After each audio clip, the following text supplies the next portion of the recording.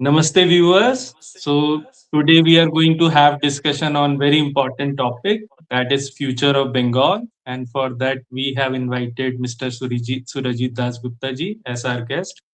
He is a seasoned journalist he has a 32 years of professional experience, 21 years of that is in journalism. He has earlier worked with Statesman, Pioneer, Money Life, Swarajya, Hindusthan Samachar, and MyNation, different publications. And later, he moved his career with his own media ventures as Sirf News and Swadharma. He is also a proficient podcaster and supports media organizations with work like scripting their podcast and voiceover artist. Also, like we can see him very popularly taking a lot of interest in grammar and literary pursuits. And Surajit edits is one of the most unique thing you will find on Facebook or internet is Surajit edits and giving tidbits about his experience on language. So namaste Surajit ji. Namaste. Namaste. So like since the topic is the future of Bengal, I will Mhm. start with my first question as a popular perception which we have in nationalist communities that Kashmir is gone. Bengal and Kerala are on the verge of going. They are slowly drifting away from the national mainstream. And the main reason what they portray is that it is because of the failure of Bengali Hindus only. They have, and it's a popular perception that they are communist. They are instilled with woke virus, the new term very relevant in last 5 7 years. So first question I want to ask is with respect to the Bengali identity, that is it true that this is the real Bengali identity, which is very popular or stereotyped across India, or there is something beyond this, and you can go back in the past and tell that how this identity is formed. Right. Nothing can be farther from the truth that Bengalis are by and large communists. Bengal is a state, uh, speaking in terms of Hinduism, it is one of the most religious states, the other one being Tamil Nadu. And if you look at the contemporary politics of these two states, it gives a false impression that they are left leaning. But to understand what the real Bengal is, we have to get into history. And that's a very long history that I'll put forth quite briefly. So, after the large empires of India collapsed, that is the Maurya Empire and the Gupta Empire, there were very small kingdoms, lots of small kingdoms. And Bengal got the Pala dynasty that ruled between the 8th and 12th centuries AD or Common Era. So 4 centuries, you can figure out that's a very long period of time. And they were patrons of Buddhism. They promoted Buddhism at the expense of Hinduism. As a result, when the empire collapsed or wound up, it was succeeded by a Sena dynasty that did not last as long as the Palas did. But they found that by the time the Palas were gone, Hinduism was quite imperiled. It was on the verge of extinction in Bengal.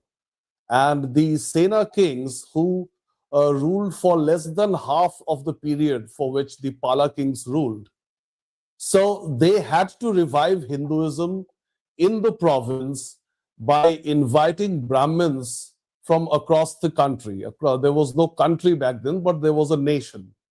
So, what is today Uttar Pradesh and Bihar, and what is today Andhra Pradesh and Telangana? These are the places from where Brahmins were invited. So, when you look at present day titles or surnames like Banerjee, Mukherjee, Chatterjee, and Ganguly, these were all Upadhyayas. So, Upadhyay Yeah. is a student of a Gurukul. So Banerjee is actually a distortion of the word Bondopadhyay, जो वंदना करते थे Bandopadhyay, Bandya Upadhyay. Okay. That makes Bandopadhyay. The Mukhya or the chief of these groups of Brahmins were Mukhopadhyay. Mukhya Upadhyay, Mukhopadhyay. And then there were some Brahmins who were called from faraway Chittagong, which is now in Bangladesh. The Sanskrit or Indian term for that is Chattagram. So in Bengali pronunciation, we call it Chattogram. From Chattogram came the Chatterjees. They are Chattopadhyay. Chatt plus Upadhyay. Now there is something called the fifth Vedas. Other than the Rig Veda, Yajur Veda, Samaveda, and Atharva Veda, there is a fifth Veda, which is actually not a Veda, but it implies sciences. So different sciences, different knowledge domains. So from southern India, what is now the Telugu-speaking states of Andhra Pradesh and Telangana, Ayurvedacharyas were called. And what you see these days in the form of surnames like Dasgupta and Sengupta, they were Ayurvedacharyas from the present day Telugu speaking states, where there are very few Brahmins left, if you have noticed now. So, anyway, so this was the period of, I would say, late ancient era. The medieval era hadn't yet started. And towards the end of the medieval era, there was, followed by the Reformation in Christianity in the West. There was a kind of Reformation in Bengal. So that is referred to as Bengal Renaissance.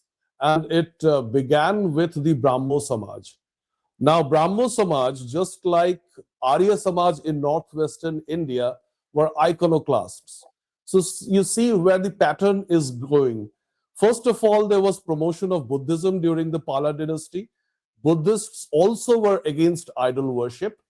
And now this was a second phase where, despite the revival of Hinduism, there was a need felt to make Hindus believe that those missionaries and evangelists who were trying to convert the people were projecting Christianity as a way of life, as a worship pattern that is distinctly different from what Hinduism holds. So Brahma Samaj was an attempt to make those gullible minds who felt that Christianity was a superior kind of religion, that if it is one God, if it is monotheism that attracts you, that is very much an option that is available with Hinduism as well. And therefore, you need not convert. Many in North India believe that Raja Ram Mohan Roy was a kind of an agent of Christians. But that is a very dumb kind of interpretation of what he was and what he stood for. In my website, swadharma.in, which you spoke about while introducing me, there is a detailed account of Raja Ram Mohan Roy, penned by Rajarshi Nandi. And he has said how he was, despite, in a way, Christianizing Hinduism, he was a staunch Hindu, and he also criticized whatever he found worth criticizing in Christianity.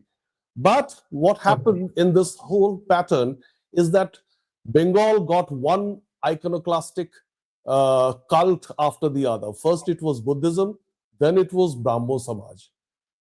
Now we come to the 20th century. In the 20th century, we have had the Congress for a very long time, and gradually, as the 1960s and 70s began, as you can see from the kind of films that were made in that period, especially the rise of a persona called the angry young man in the form of the roles played by Amitabh Bachchan in different films, they kind of projected a kind of frustration in the youth especially.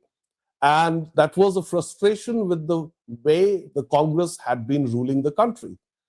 And that was a time that different states in the country started looking for alternatives. And most of them got a regional party in their kitty. For example, in the 1980s, you saw the rise of Samajwadi Party. Later on in the 1990s, you saw the Bahujan Samaj Party. In Bihar, the Rashtriya Janata Dal arose, Lalu Yadav's party. During the time of Indira Gandhi, there was already disenchantment with the Congress in Tamil Nadu. They had Dravida Munnetra Kadagam, and that was followed by AIADMK, Anna Dravida Munnetra Kadagam, and they stopped voting for the Congress. In Andhra Pradesh, there was Telugu Desam Party. It was an undivided Andhra Pradesh back then. So during this entire process of rejecting the Congress, what Bengal got in its kitty was the Communist Party. Now, why Communist Party? As I said, that in this pattern of iconoclasm, constantly the core of the Hindu belief was being attacked. So the communists, who had launched themselves formally in the country way back in 1925, on the same year, in the same year that the Rashtriya Swayamsevak Sangh was launched, 1925. So RSS and CPI were formed the same year. And we know that both these formations, towards the right and towards the left, took decades and decades to finally come to power in some form. So when people got disillusioned with the Congress, what did Bengal get as an alternative? It was a Communist Party. Now, this also had a brief history about a decade before they came to power, which was in the form of Naxalism that reared its head in 1966 in the form of Naxal movement from a village in Bengal called Naxalbari.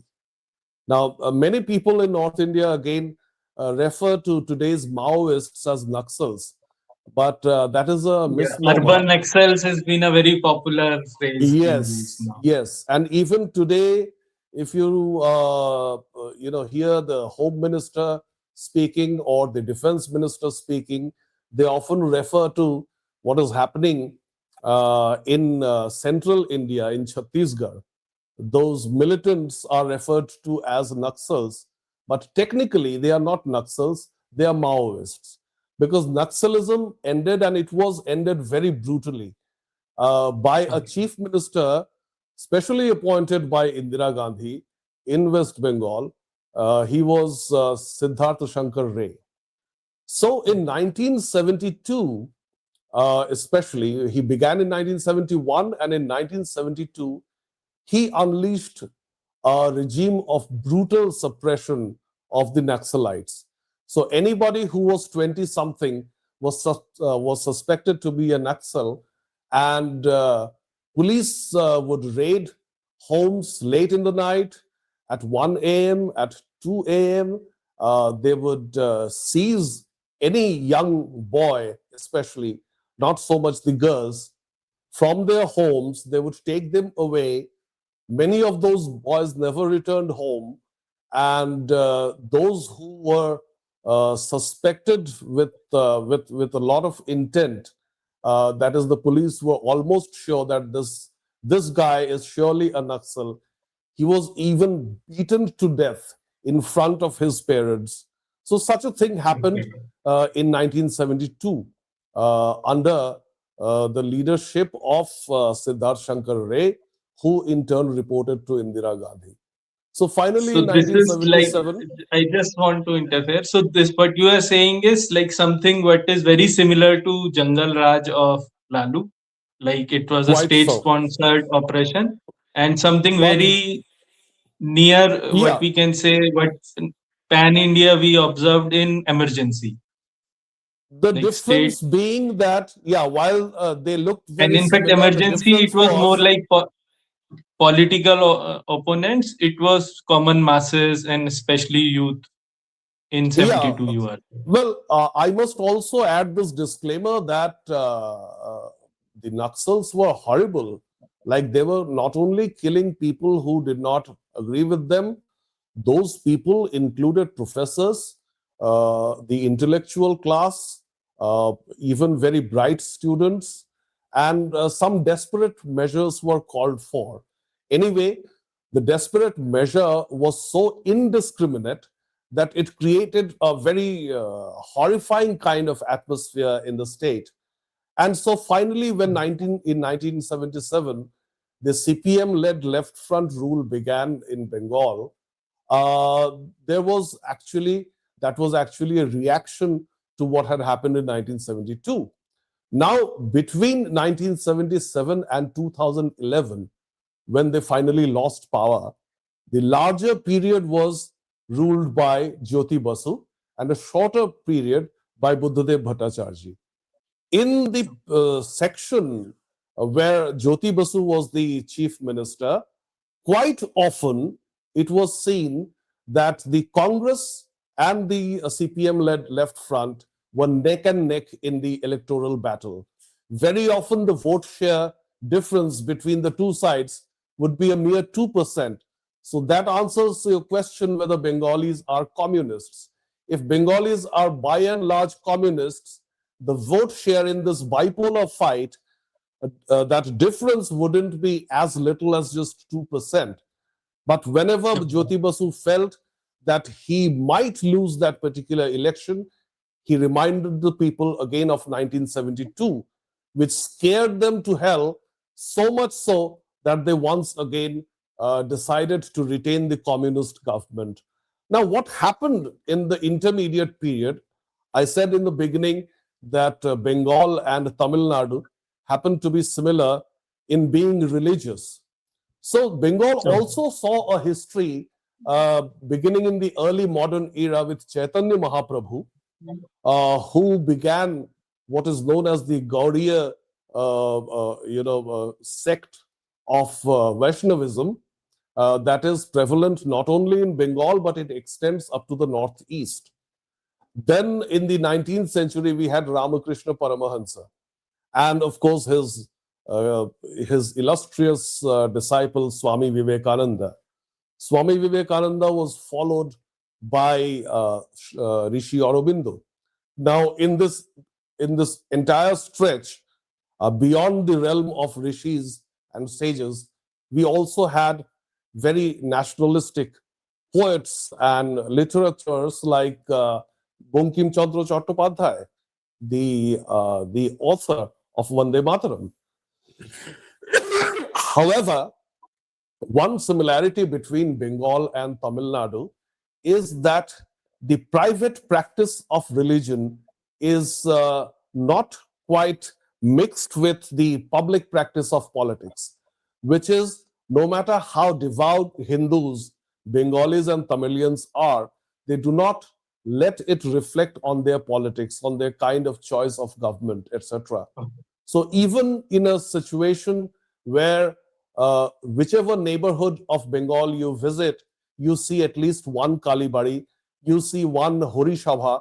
Hori Sabha is where people sing bhajans and kirtans devoted to Krishna. So despite all that, and despite the fact that if you look at the Hindu marriage of Bengalis, it is one of the most elaborate ritualistic functions that you would hardly see in other parts of the country. You know, if you attend a Punjabi marriage, for example, you would wonder when actually the religious part took place, because you will see people merrymaking, dancing to songs, etc. But when exactly was the religious part of marriage conducted? That is very difficult to figure out in the evening, because perhaps it happens in the morning. So Sikhs, of course, do Anand Karaj, but in a Bengali marriage, it begins from one evening, extends that entire night. I'm talking about the religious part, and it continues. It spills over to the next day. So half the next day, which is called Bashi Biye. So the ritualistic part, the strictly religious part of a wedding, a Bengali wedding, is almost of 24 hours. It begins one evening and ends the next afternoon. So, despite such a kind of religious people that you have in Bengal, when they vote, you cannot see that pattern in the elections.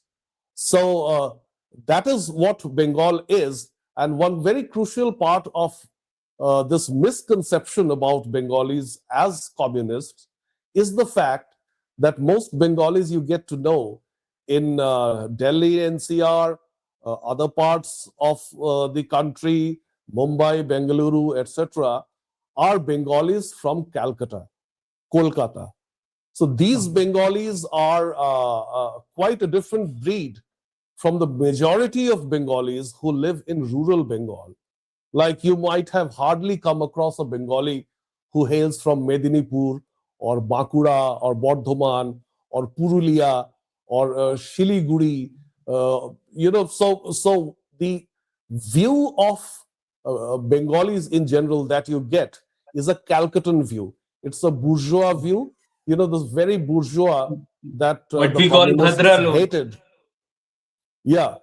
तो Yeah. ये जो Okay. जिनको आप भद्रलोक कहते हैं, भद्रलोक कहते हैं, these people are actually the intellectual elite of the Bengali society, and they do not represent, statistically speaking, the whole of Bengal.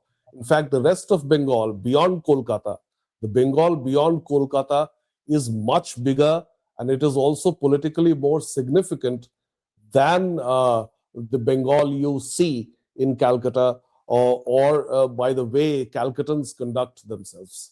So that Okay. that should take care of the misconception that Bengalis are by and large communists. And you may add another thing to that. You will see in Delhi NCR a lot of prominent Bengali journalists who are not leftist. Whether you talk about Swapan Dasgupta, who is now, of course, in the BJP, you look at Abhijit Mojumdar, a very bold and prominent face on social media.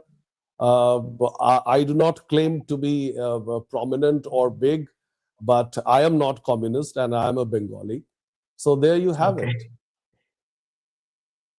Fine. Okay.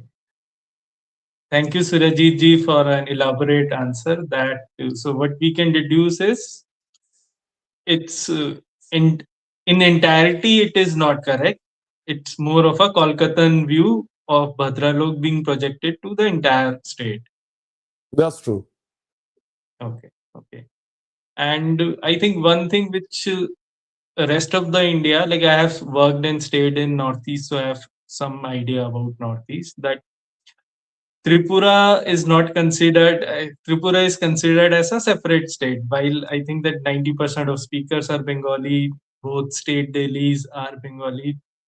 So it should be considered as an extension of Bengal only, which is missing in the wider Indian There, consciousness. there is a little, rider I would add to that. Because what happened is when Bengal and subsequently India was partitioned, Bengal was partitioned in 1905. It was a failed experiment. People revolted and it was reunified in 1911. But in 1947, ultimately, we lost half of Punjab and more than half of Bengal.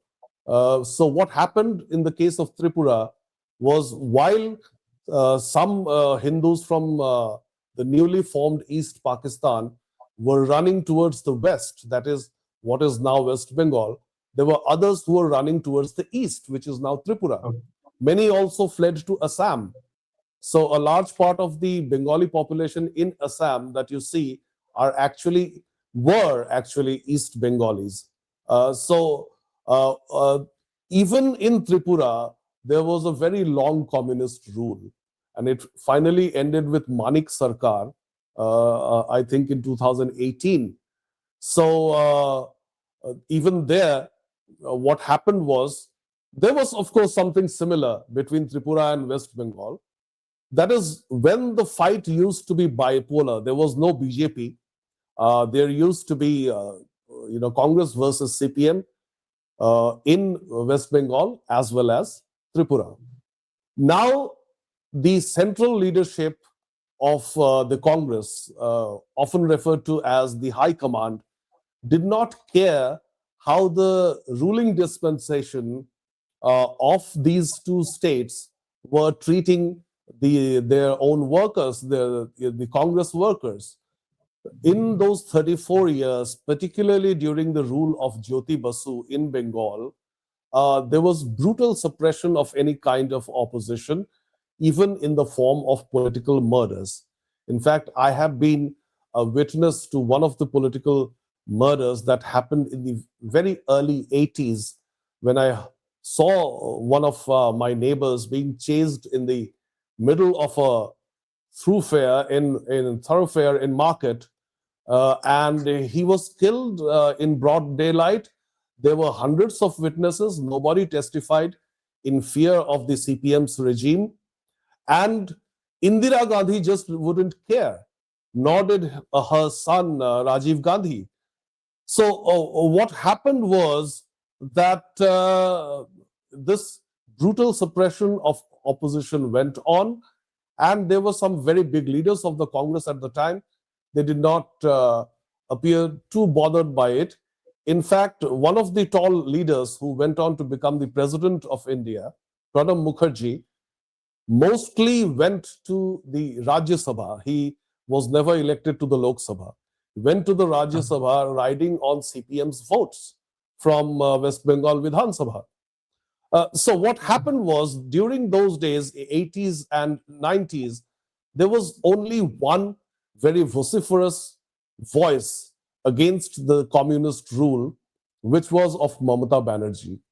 And Mamata Banerjee would plan agitations, rallies, processions against the communist rule. But at the final moment, she would find her plans sabotaged from within.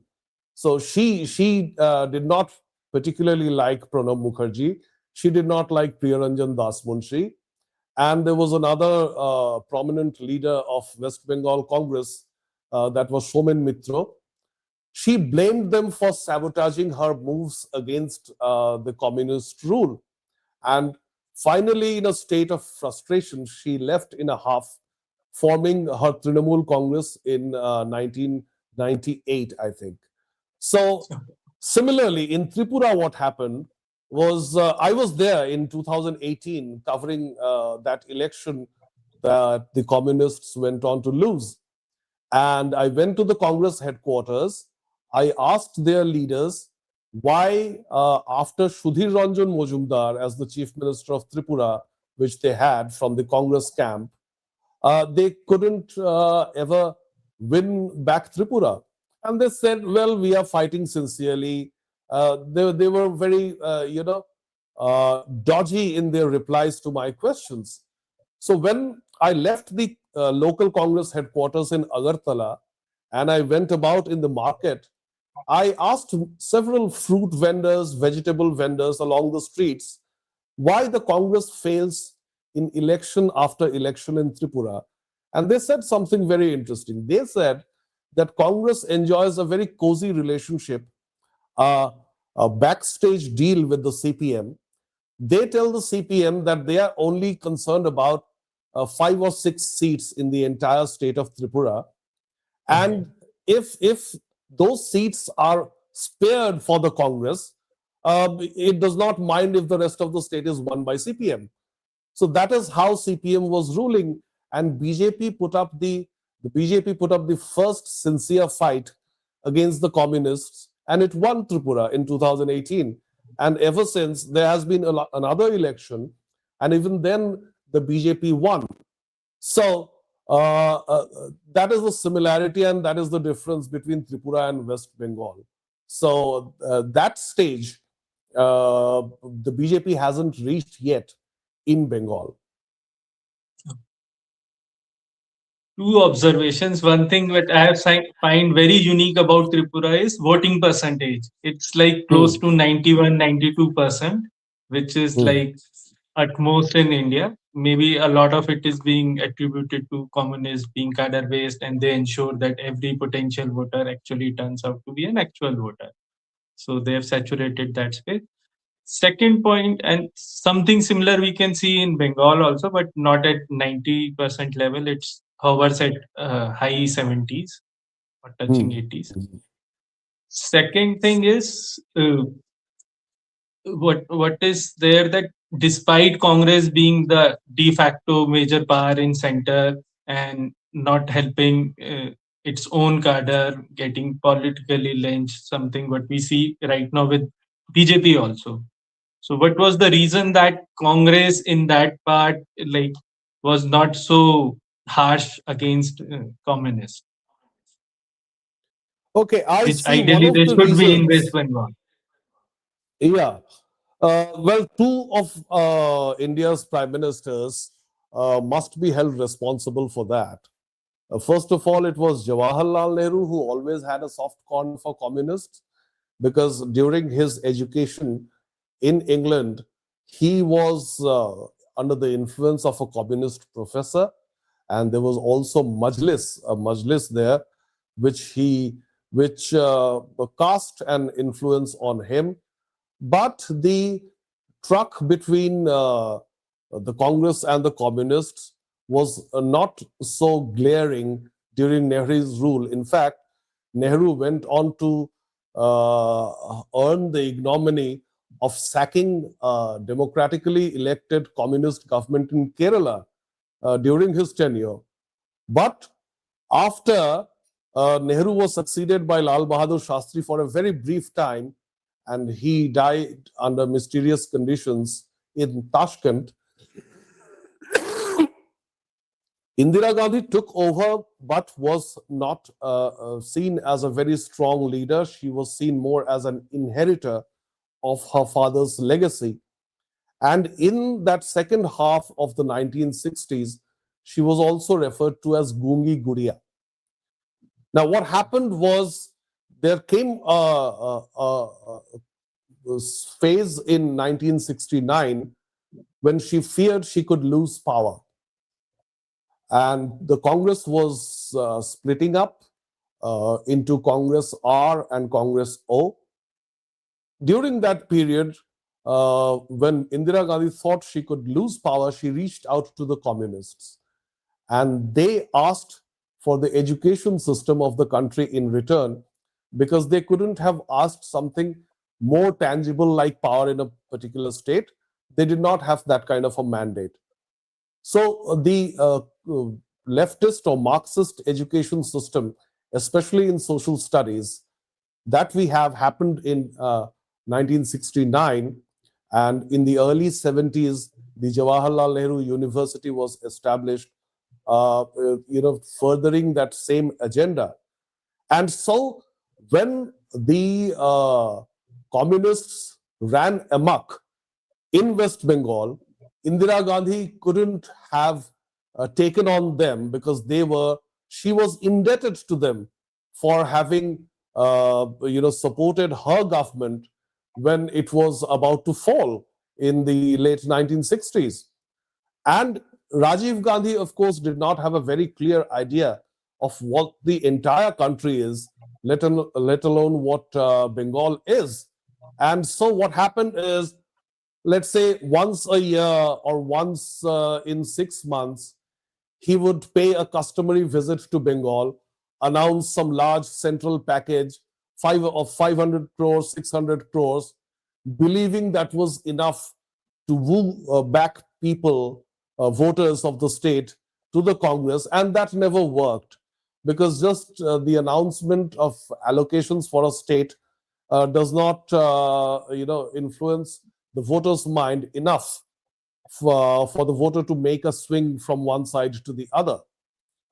So this backstage, understanding with the communists that you keep ruling Bengal and we keep ruling at the center, that continued to. It was actually not a genuine opposition either in West Bengal or in Tripura. Okay. One more question I have in my mind, which is regarding what when you said that okay during 1947 there were Hindus moving from east current Bangladesh to West Bengal to Tripura as well as to Assam.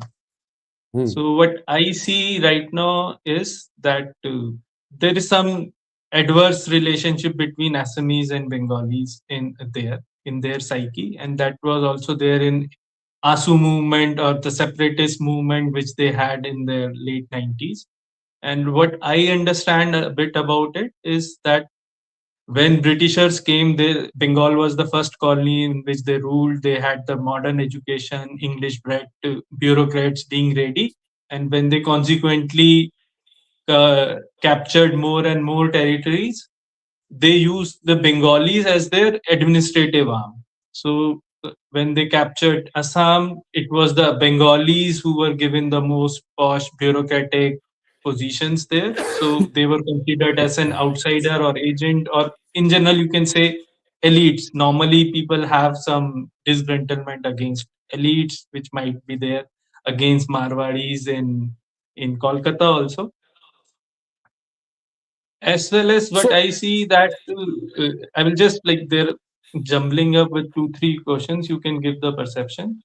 This is like what I understand that during that Assam agitation also, when they were very much against both Bengali speaking Hindus and Muslims, and RSS was of the opinion that you should be only pushing out Bengali Muslims. mhm. Mias, like right now, also, if we see the entire drive, it's very specific against Mia Muslims.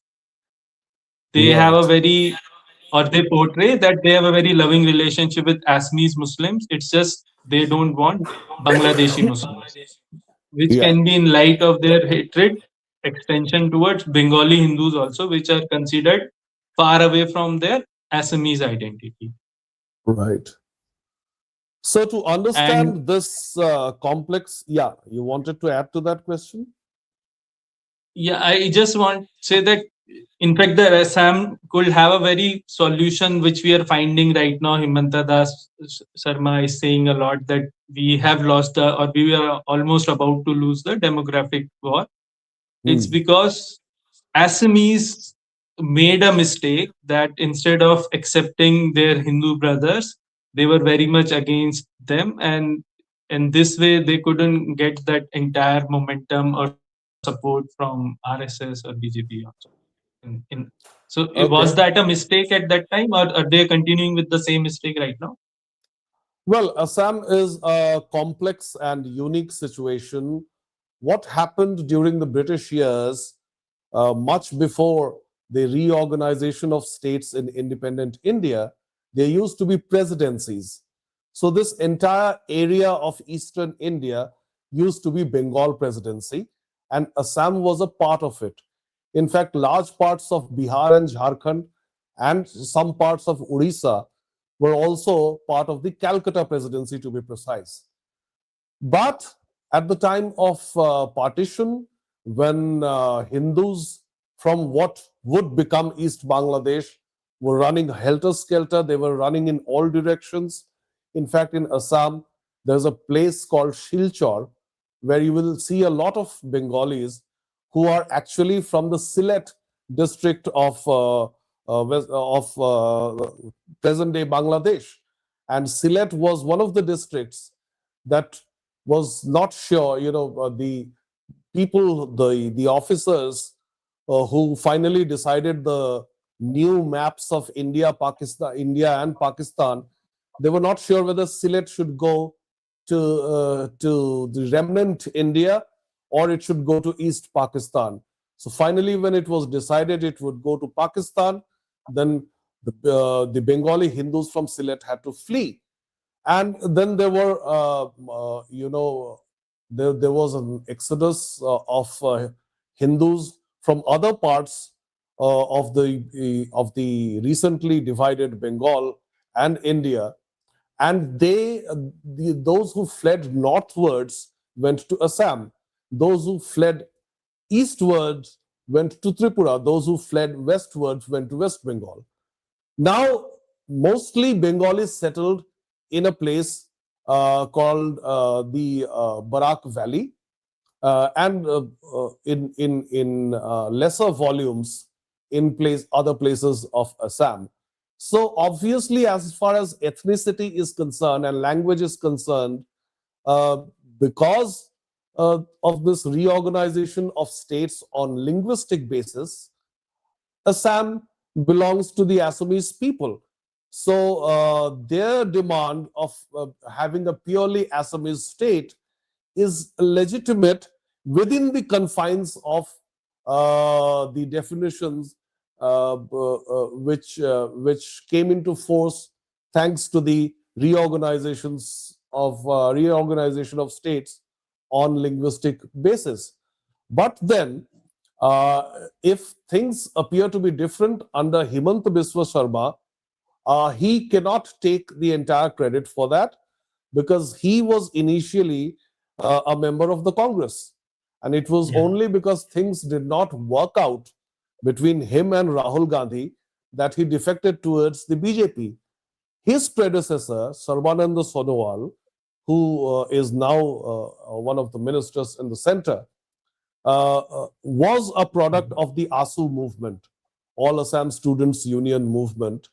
And they were on the forefront of this demand of having a purely Assamese state, which would not have non Assamese people at all.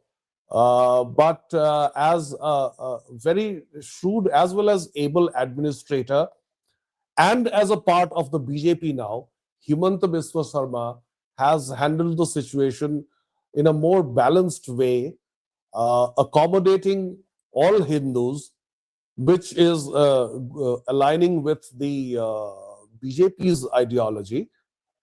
And so things look a bit different now, but they were not so when Prafulla Mahanta signed the Assam Accord with Rajiv Gandhi.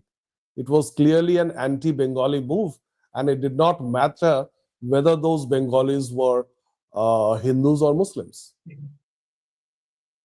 Or even from Bengal side of India, not just Bangladesh side. Not many Bengalis in Assam are from West Bengal. They are mostly what is called Purbo Bongo, East Bengalis. East Bengal. Okay. Yeah. Okay. So coming to that part of it, we can discuss more about the current, like, what are the actual challenges, like what is the future of Bengal if we come to that point, like what are the key risk challenges, we crisis which we foresee now, or it will that be evident in next decade or 2 decade or 3 4 5 decades? What do you think are the real challenges of it, The very unique to future, Bengal? yeah. So the future of Bengal may be studied from or maybe foretold from two different perspectives, as an Indian perspective and as a Bengali Hindu perspective. So, from India's point of view, the fate of West Bengal is crucial because it threatens to secede from India if the political situation right now, thanks to the demography of Bengal, is not handled properly. And why has this crisis come up? That is because of the second factor, which is the Bengali Hindu factor. Successive regimes have not cared for the preservation of the local Hindu Bengali culture. And as a result, what happened is during the 34 years of communist rule, infiltration had begun from Bangladesh, and they were not innocent economic migrants who were moving from Bangladesh to India only because of a better economy here, but they were also moving in with nefarious designs like implementing different terrorist agendas. And Mamata Banerjee herself was very vocal against infiltration at a time when she was a part of the NDA government at the center.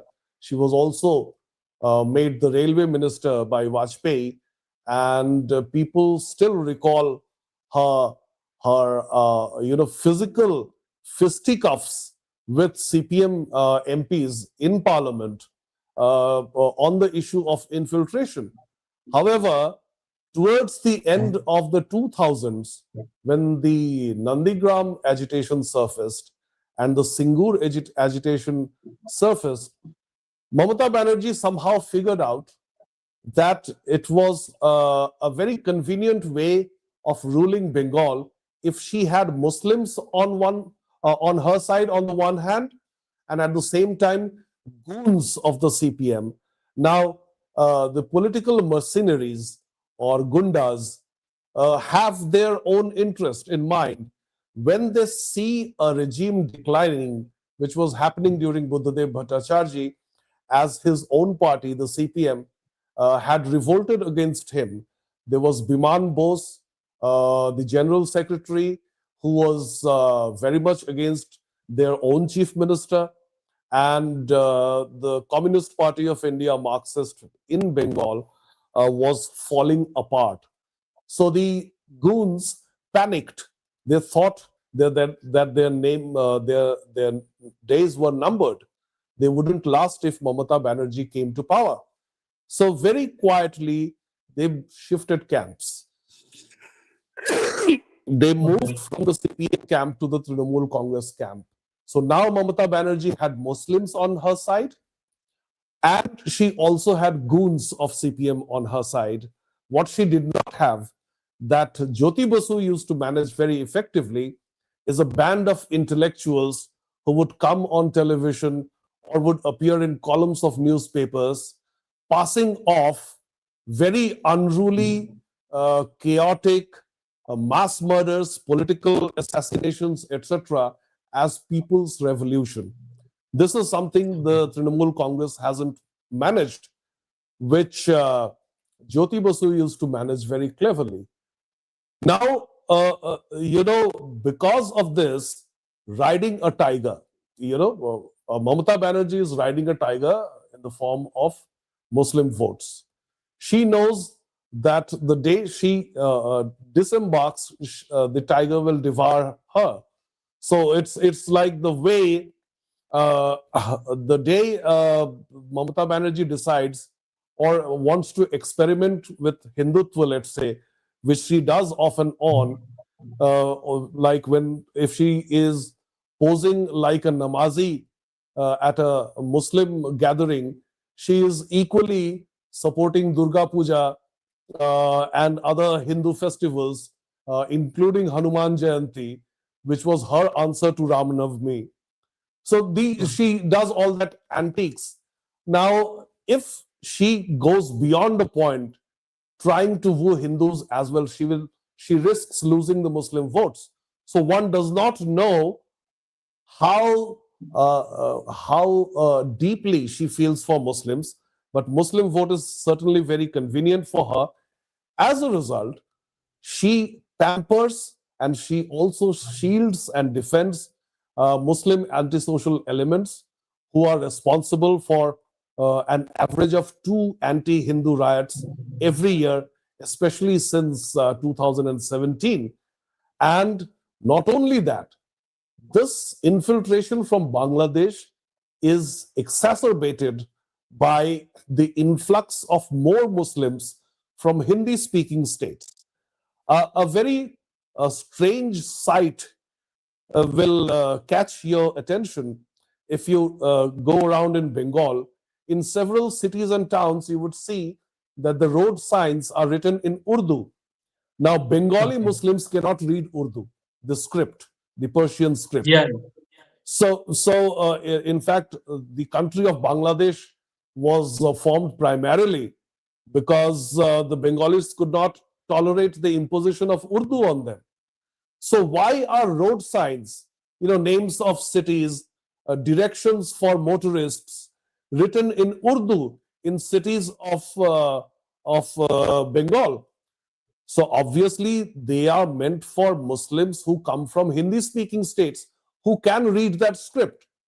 So it appears that there has been a broader backstage plan by some caliphate-like force which wants to engineer a demographic change in the state, and with that have a stronger demand for secession of West Bengal to make an extended Bangladesh.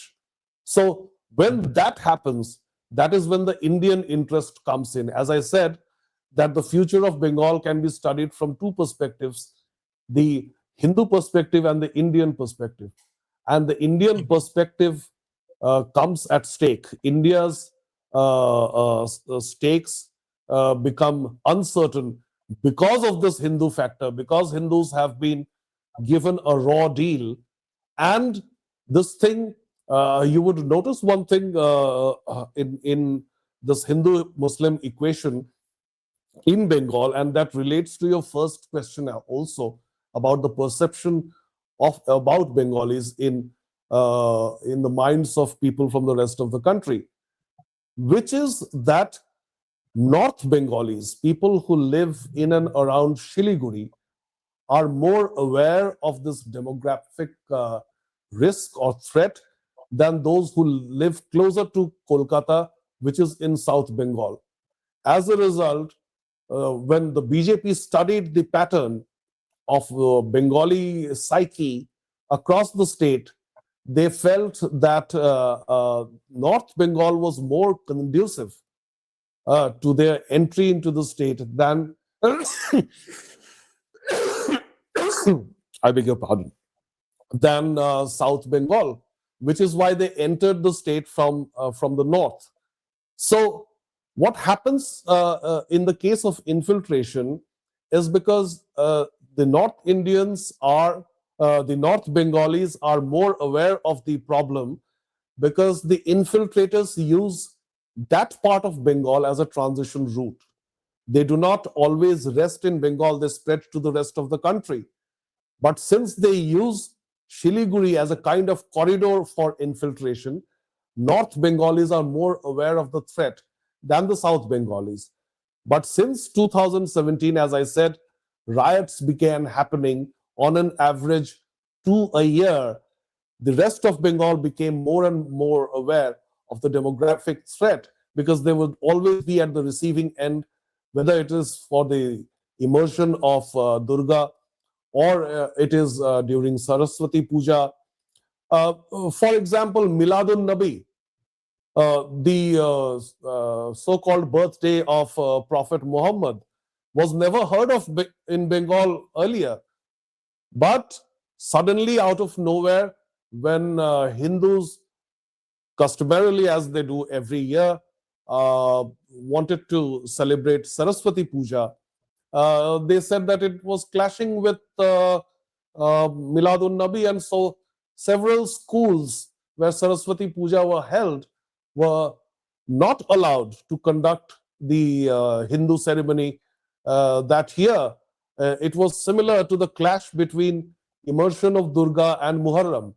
So things are being invented just to pick a fight with Hindus and then attack Hindu places of worship, vandalize and desecrate the murtis, and all this thing is happening.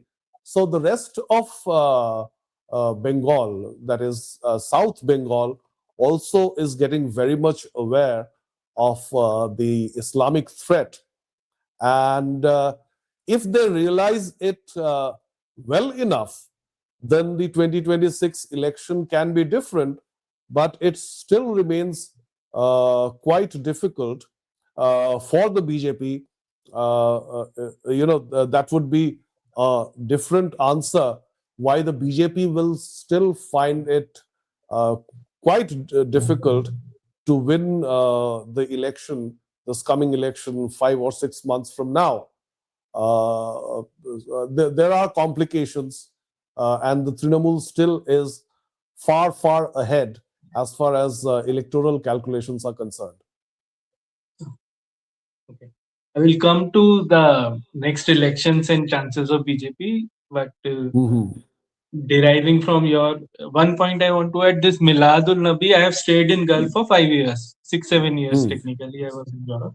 So this phenomena is not there in the Arab world. Like, in fact, they consider it as heresy to celebrate, or Yes, even they it's don't idolatry, celebrate, or strictly speaking. Yeah. strictly no birthdays are celebrated. It's just an Indian or subcontinent phenomenon being invented Hmm. morely.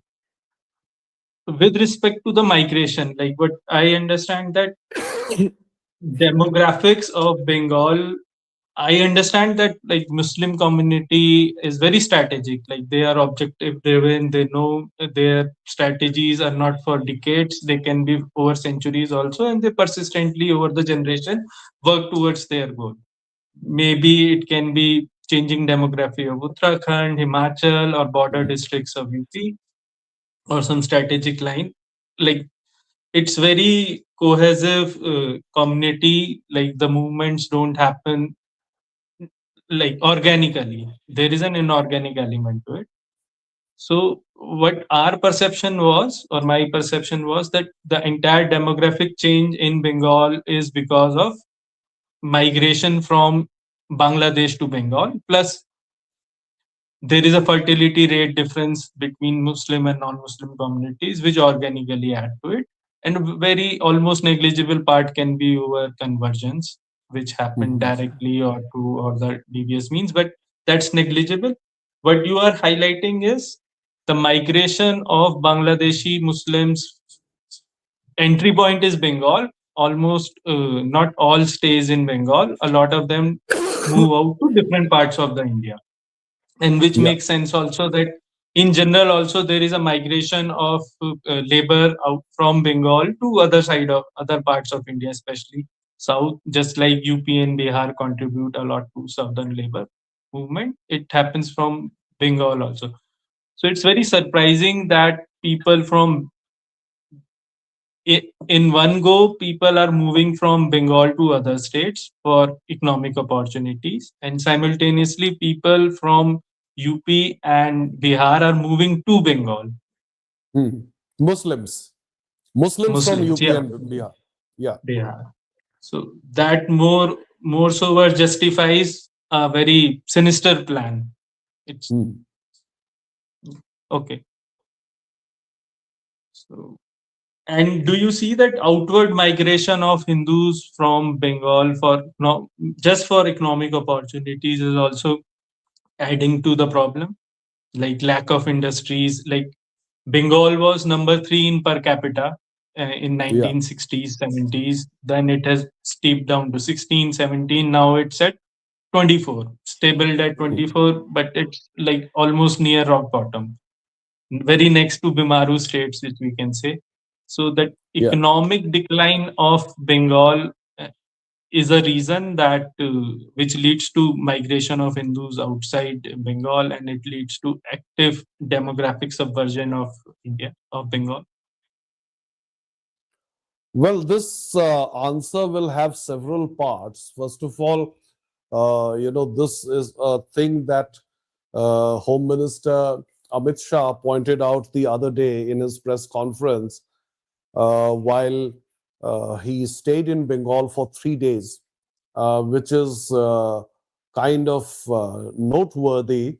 It means that the BJP is taking this upcoming election very seriously.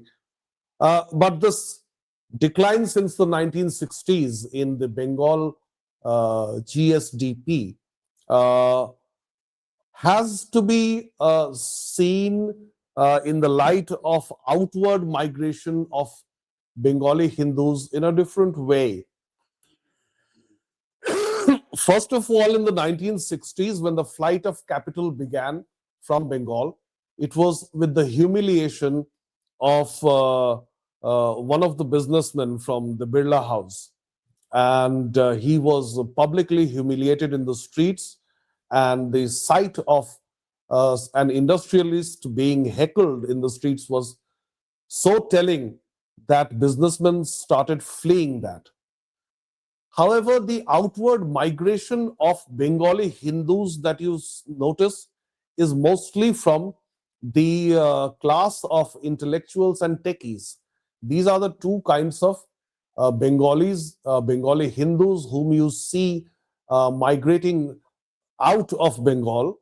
The intellectual class comprises journalists and economists mostly, But there is also a class of techies that is moving to places like Bengaluru, Pune, Hyderabad, and even Delhi NCR, because Noida and Gurugram are very thriving markets for techies.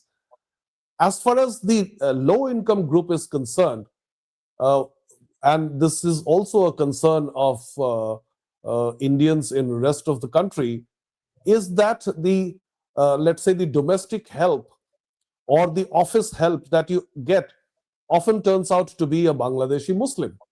Now, the government or the authority may not acknowledge it, and leftist journalists may just shrug it off.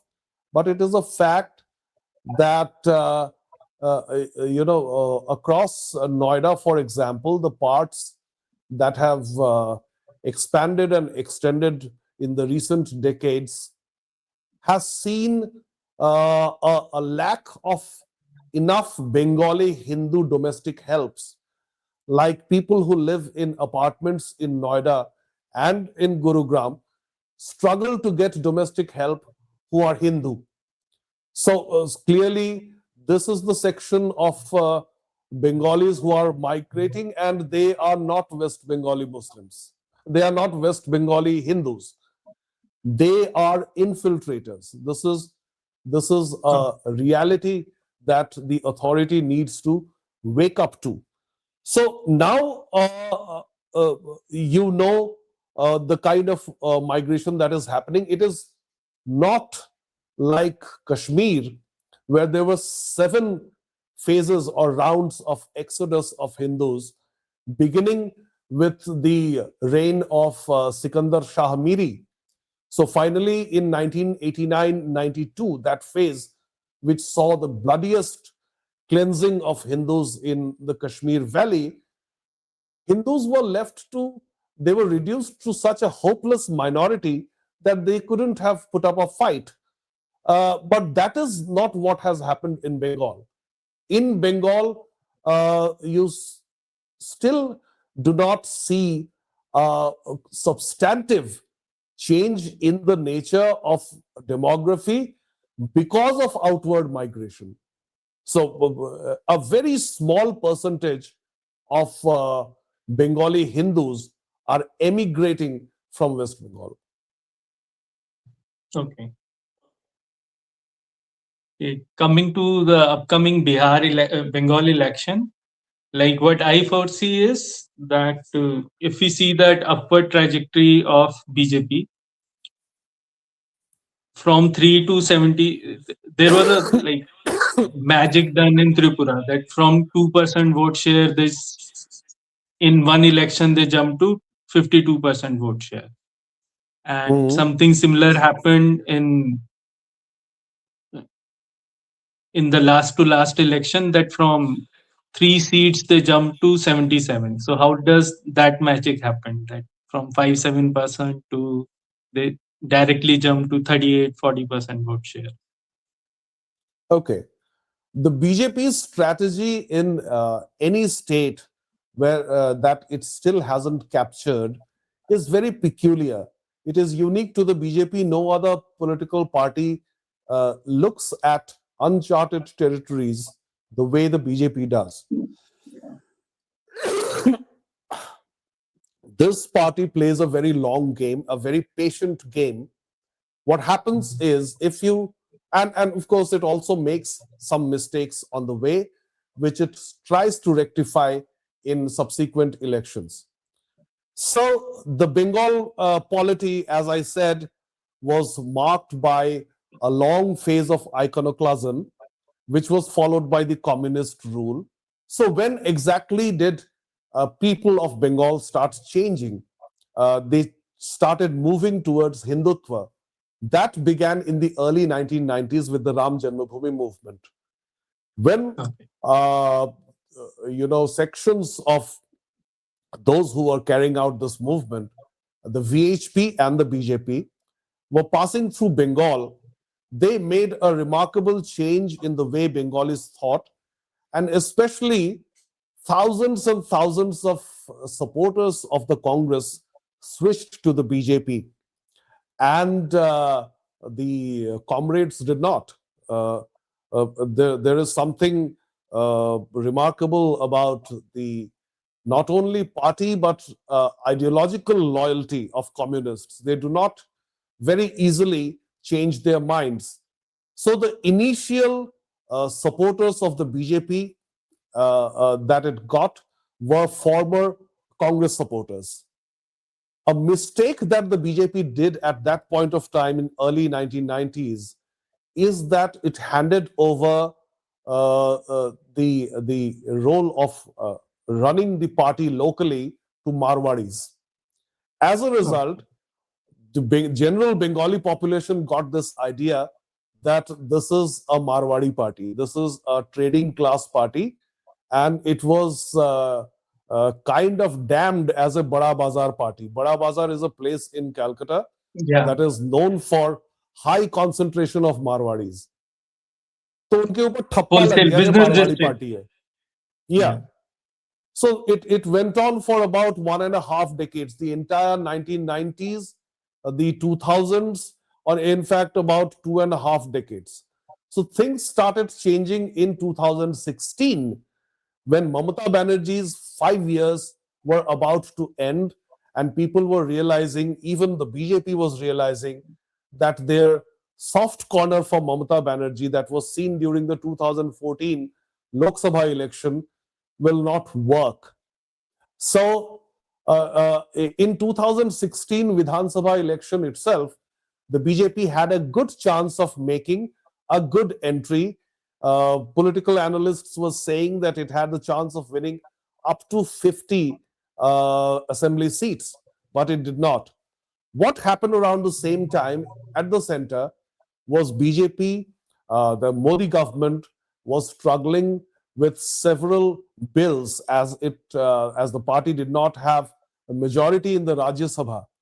So that was the time when I am told by my very reliable sources in the BJP is that the central leadership told the local leadership to withdraw from the campaign for 2016 elections. So all of a sudden, the Trinamool Congress got a walkover. Why? Because the Modi government needed to pass several bills in the parliament, which it couldn't have done without the help of Trinamool Congress from Bengal and AIA DMK under J. Jayalalitha, who was still alive. Jayalalitha died in October 2016. So, because of this pragmatism at the center, the Bengal had to pay a price. And therefore, the way the BJP performed in the 2016 assembly election in Bengal was insignificant. Now, again, 5 more years pass, and in 2019, the voters of Bengal get even more desperate. So, what they do is they make up their minds, a large portion of them make up their mind to vote for the BJP. However, there was an incident that occurred during the Lok Sabha election of 2019. That was the vandalization of a bust statue of Ishwar Chandra Vidyasagar. Now, here is something cultural which the rest of India must take note of and correct itself. Just as in the case of Ram Mohan Roy, as I said, that he is perceived by typical North Indians as an agent of Christianity. Now, especially the Hindi speaking crowd, when they deal with Bengal, they come with certain preconceived notions and prejudices.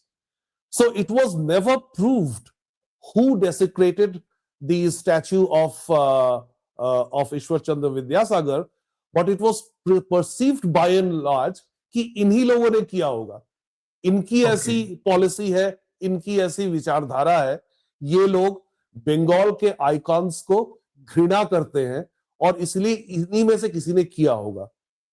As a result, what happened? The BJP could have won, let's say, 22 or 23 or even 25 seats in that election, but they had to stop at 18. Now, 3 years later comes the 2021 assembly election. BJP then made the mistake of fielding several turncoats from the Trinamool Congress instead of relying on their own karyakartas, their own workers, and even the way the Trinamool Congress turncoats could have been used were not used. For example, Mukul Rai used to be in the BJP for a while. He was there for quite a few years. What is Mukul Rai famous or infamous for? For election management. He would rig an election in your favor in a manner that you can never prove. That is something only the CPM could do earlier. It was referred to as scientific rigging. But the BJP never used Mukul Rai like that. And finally, he became senile. He went back to the Trinamool Congress. Now he is just in a vegetative state. He cannot help anybody. So even the negative reasons for which Trinamool defectors were welcomed into the BJP was not exploited as they should have been. Now, finally, when and they appointed a supervisor, as it is a convention in every political party that you appoint a supervisor from outside that state. So Kailash Vijayvargiya was appointed to supervise West Bengal. Earlier, it was Siddharth Singh from Uttar Pradesh. Now, Kailash Vijayvargiya made a mess of the campaign, and today many are saying he even acknowledges in private circles that he made a mistake. So he took a lot many steps which helped Mamata Banerjee in a way to project the BJP as an outsider, as an external force trying to infiltrate, trying to penetrate Bengal politics. And things went wrong.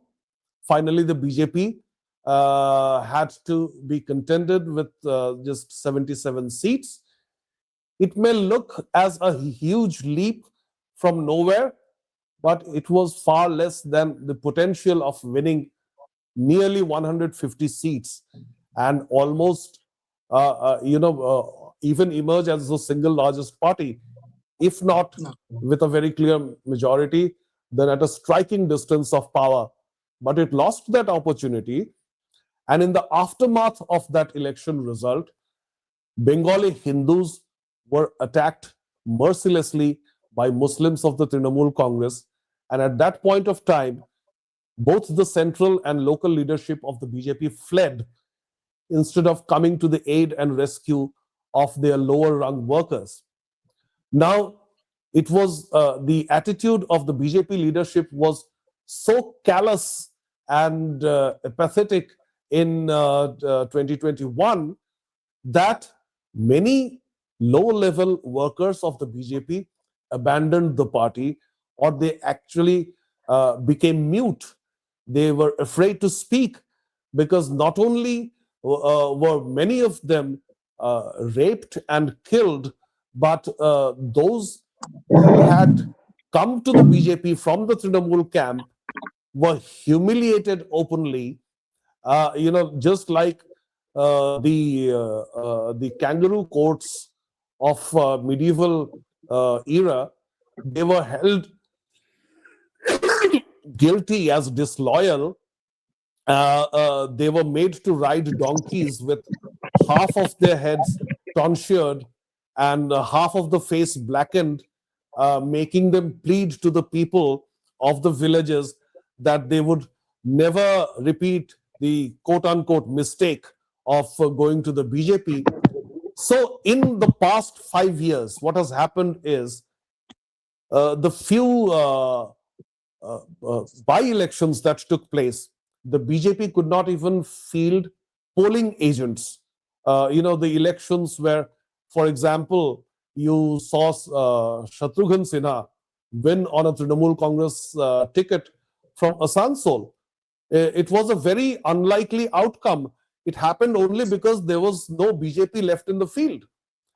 Even in the by-elections inside Kolkata, for example, in Baliganj, they could not field any polling agent.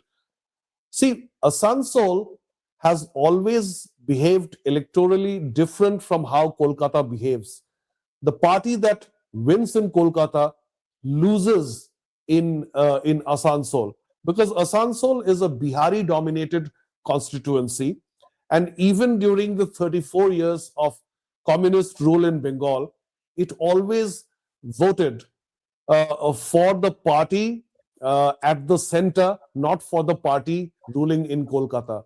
So it was unlikely that Trinamool Congress could win in Asansol, but it did because it was kind of a virtual walkover.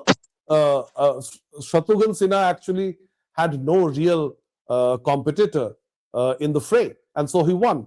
So what happens now in 2026 is that the BJP has still not recovered from that state of shock and disarray, and therefore all the rhetoric you can hear on social media in different video clips, etc., taking that aside, on the ground, the BJP is not in a position to wrest back Bengal from the Trinamool Congress.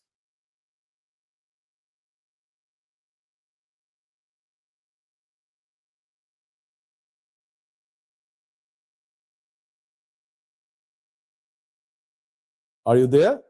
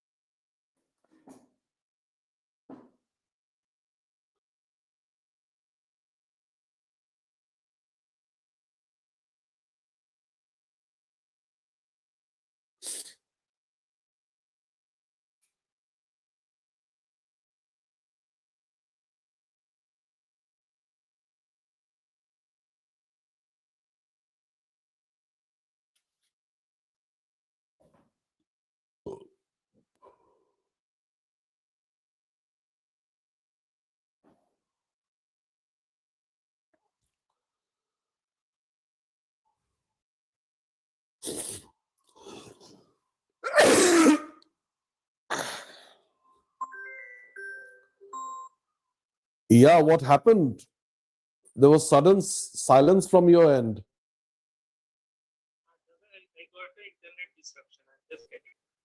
Acha, you're using the same link, right? Okay, so I should repeat the last answer. Yeah, I will ask. Where did you lose me? I lost you like when we were You had asked the question about elections, right? Hello, hello.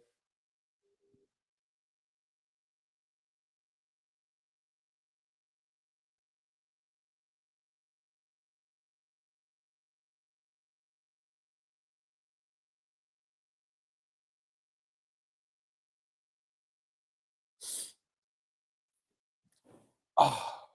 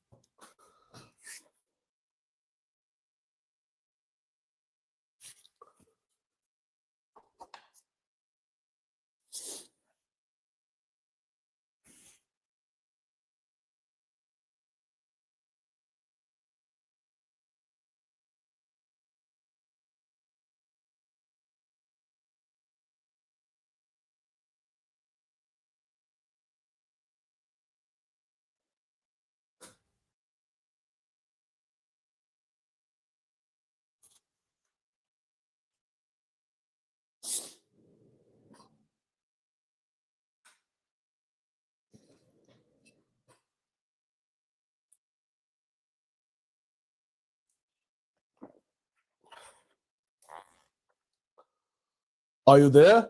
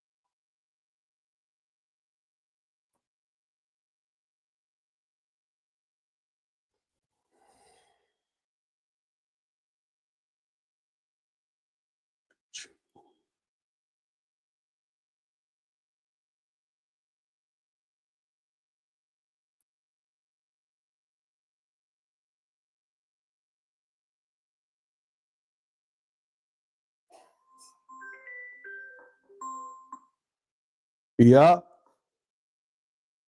Hello. Yeah, I'm still sitting in front of the camera. I will join. Huh. So you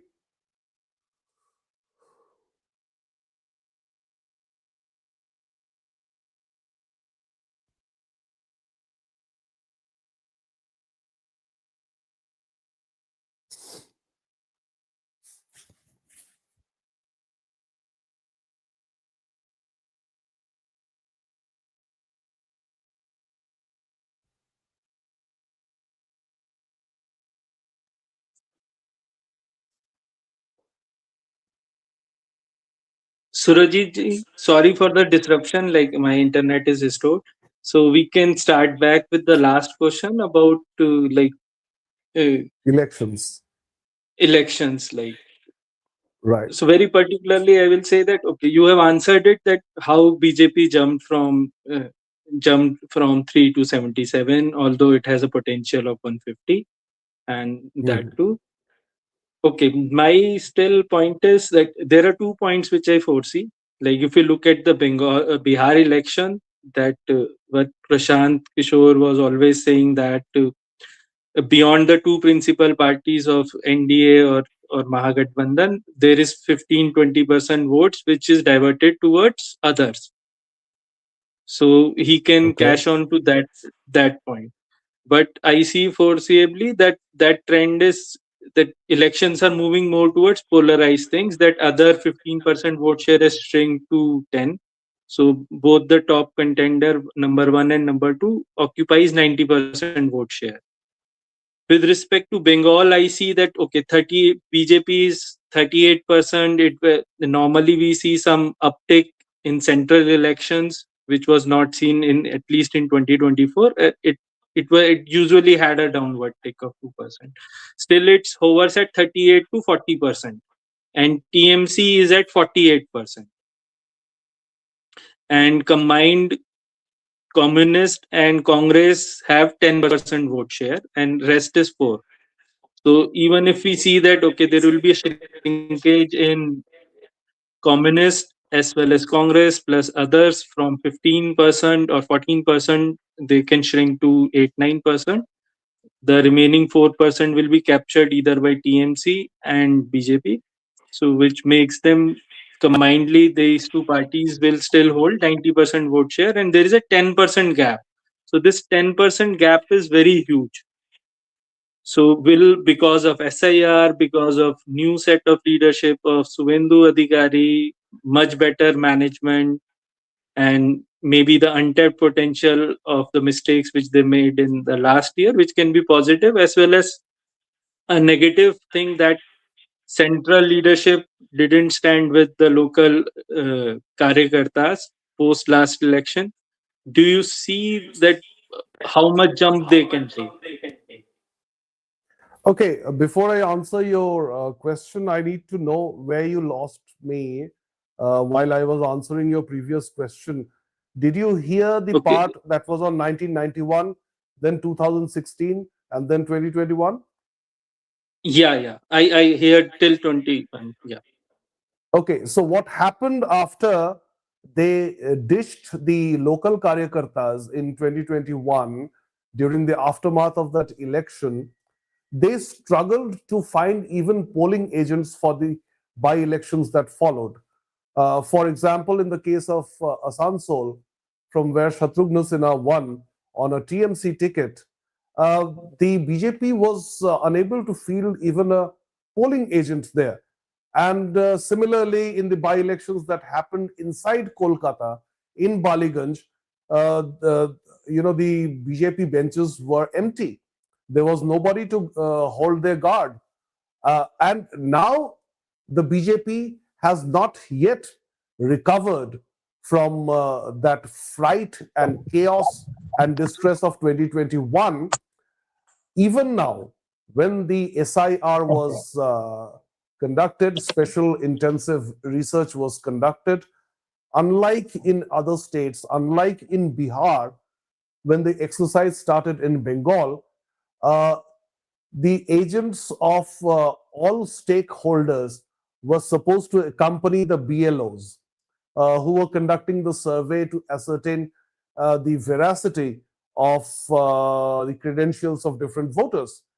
So Trinamool Congress's people were going around in villages, in streets, in households with these BLOs, and there was no one from the BJP to represent the party to look at it whether the administrative exercise was not being botched up. Now I hear that about 52 or 54 lakh voters have been found to have been either dead or displaced or fake. And so those names have been struck off the electoral rolls. But what exact kind of people have been struck off the list, we do not know. It did not happen under BJP's supervision because they did not have any people. So, regardless of all the heat generated on social media, whether by the tweets of Amit Malviya, whether by BJP supporters, whether by even local BJP karyakartas and leaders like Shubhendu Adhikari, like Dilip Ghosh, like Shomik Bhattacharya, we do not know how good the BJP is on the field. They are conspicuous by their absence. In such a state, whether they can salvage the situation in the coming 5 months to put up a good fight in May or June, whenever this election is held, I'm not sure. They will need to do a lot. As far as the vote share is concerned, we already spoke of vote share once when we were dealing with the bipolar contests during the era of undivided Congress, when they used to get just 2% less than Jyoti Basu's CPM. Now, what has happened in all the states where the BJP has struggled to penetrate is that we find it has a block of stock voters. They are mostly Swayam Sevaks of the RSS and also some voters of the BJP who draw close to it, who were impressed by its performance, not only of the current Modi government at the center, but also of the Vajpayee government of 6 years between 1998 and 2004. Now, taking these two chunks of voters together, they hardly make about 30%. Now, if you have to stretch that, what you need to do is add an X factor. In several states and also in the Lok Sabha elections, that X factor has been Prime Minister Narendra Modi's personal charm, his charisma, and also his welfare schemes. Because of these Gandhian or socialist welfare schemes, people who are undecided, who were once voters of SP or BSP in Uttar Pradesh, who were once voters of RJD in Bihar, who were once voters of the Congress even, but they are no longer sure whether Congress should be voted in. These, a section of these undecided voters or fence sitters switched to the BJP at the last moment, because of which, in certain Lok Sabha elections, barring the last one of 2024, we saw the BJP get up to 46% of the popular vote. Now, this thing, will it work in West Bengal? Because 48% that the Trinamool Congress is getting is very difficult to reduce. I'll tell you why. Demographically, Bengal is 65% or thereabout of Hindus and 35% of Muslims. Muslims have made up their mind they are going to vote en bloc, en masse, for one party, that is the Trinamool Congress.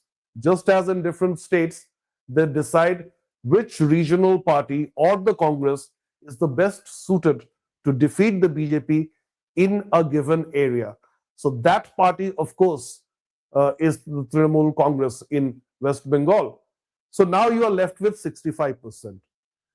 Due to this long history of iconoclasm, religion getting suppressed, communism thriving, rationalism thriving, the Gandhian garma garam vada pav, as I call it, sarv dharm sambhav, these feelings have ensured that even within that 65%, which is Hindu population, half of them are at least leftist or woke.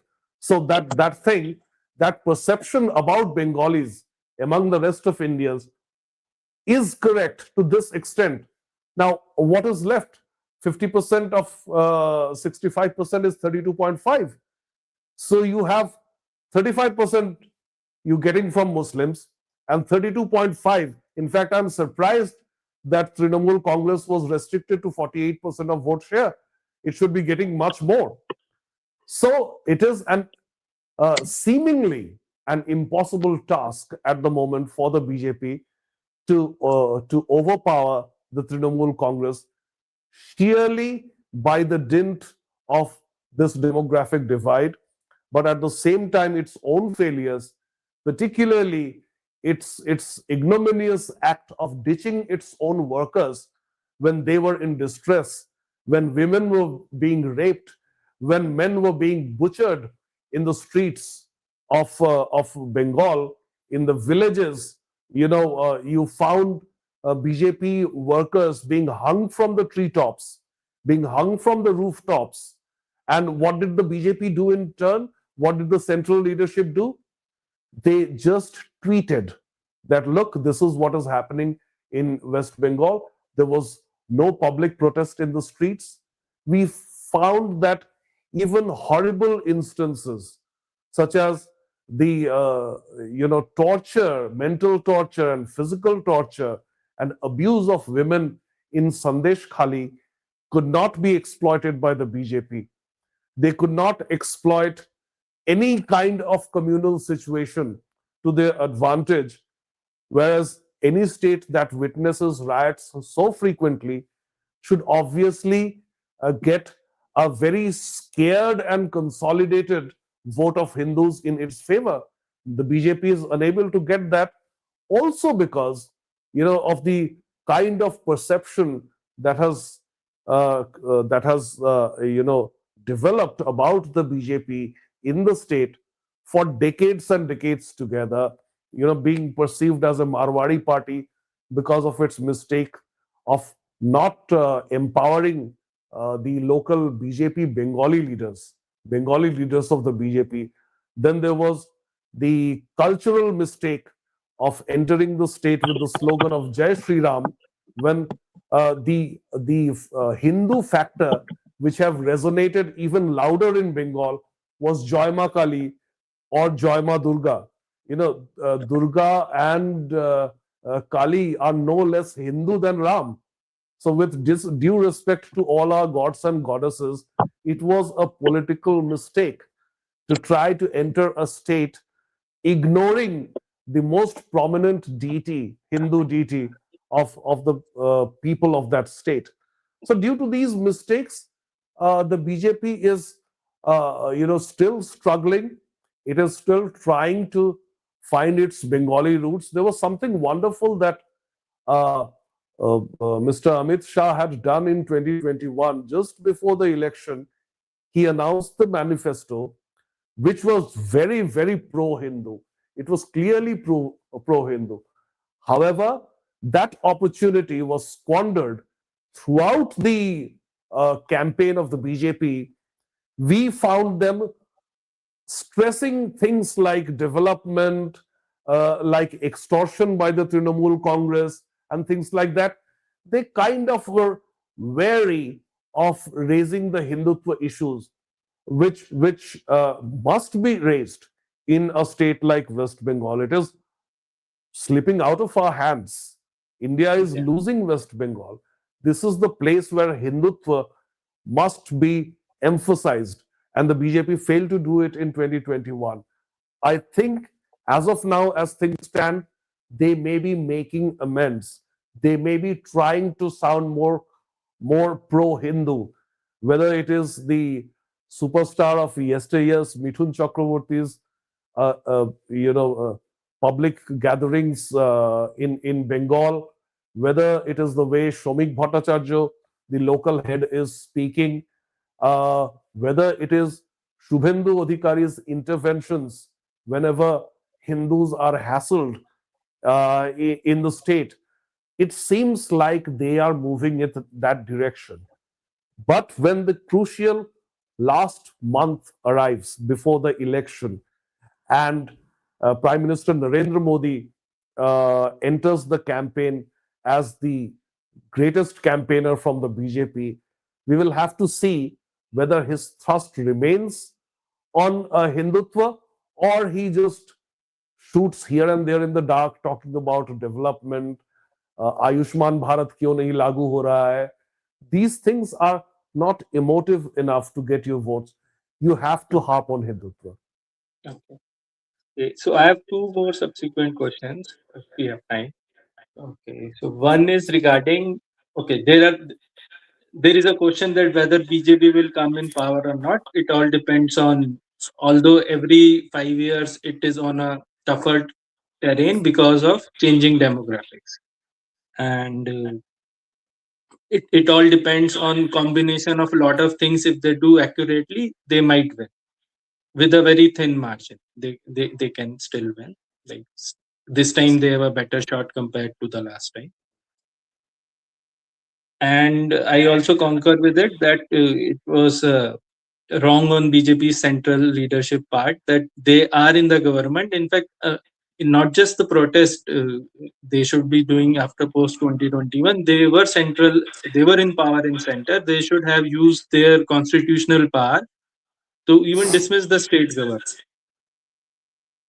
and which they abdicated their duty, and very wrongful on their part. And this time also, and I also see from other what I hear from Jaipur Dialogue, etc., other channels, that BJP central leadership always says that okay, even in the terms of okay, at least have elections in a fair manner, have a president rule 2 3 months before the election, so that people can genuinely go out and vote as per their wishes. But central leadership is very much resistive to such ideas. They just communicate to state unit. How Mamta win without any central support, you should also win without any central support. We will not be assuring or helping you out in this manner. Like you have to fight that uphill task. So this is what we can conclude with at this point. Our what I see is there is a dual nature of BJP.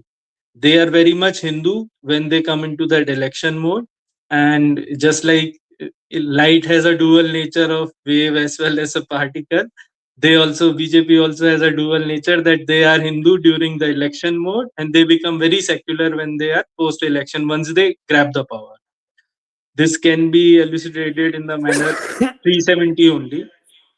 Although 370 is being said that okay, we have uh, achieved whatever our electoral campaign for so many years, it was our promise, but on ground they don't do anything beyond that.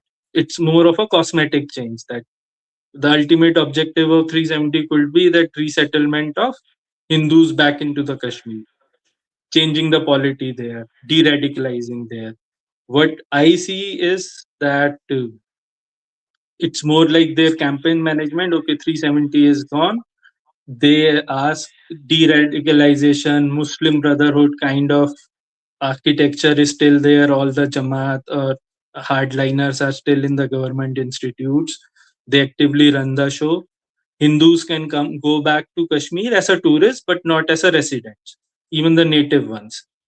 And there is no visible proposed solution from their side. All they want to showcase to rest of the world or rest of the India is increase tourism there, which in turn is like empowering the same jihadi elements there, and in making them more and projecting it as a normalcy, as a victory of their of their rule. So, and rest of the India also we see that okay, although they can criticize a lot about Congress that they do appeasement, तुष्टिकरण करते रहते हैं मुसलमानों का. If we see and closely scrutinize policies of BJP, the fund allocated to not just minority of ministry, overall the all the schemes of government which we have, the spokesperson come up on the national channel and openly pat their back that okay, we give close to 30% of our schemes are dedicated to Muslims, while they constitute 15% of the population, which is closely 2.5x of their schemes being diverted to Muslims, which I technically call it okay, stealing precious money from Hindu pockets and paying a jizya to Muslims just to woo them. They also look for that okay, they all play on a very narrow 36-37% vote share independently, and 41-42 with, if we include entire NDA, and they want to increase it to 44-45. For that they look for incremental vote share from Muslim community.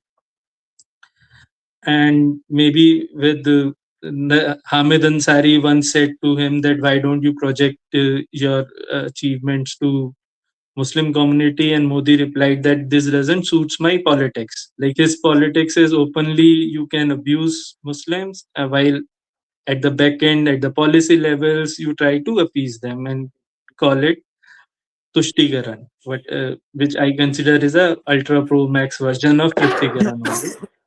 So even if BJP comes into the power, do you see that there can be any real change done by them?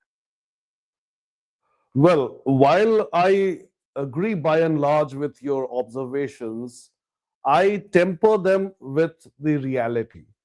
So the reality is that BJP comes from the ideological camp of the RSS, and you need to understand the nature of RSS activists to understand why the people who come from the RSS to the BJP behave in the way that they do.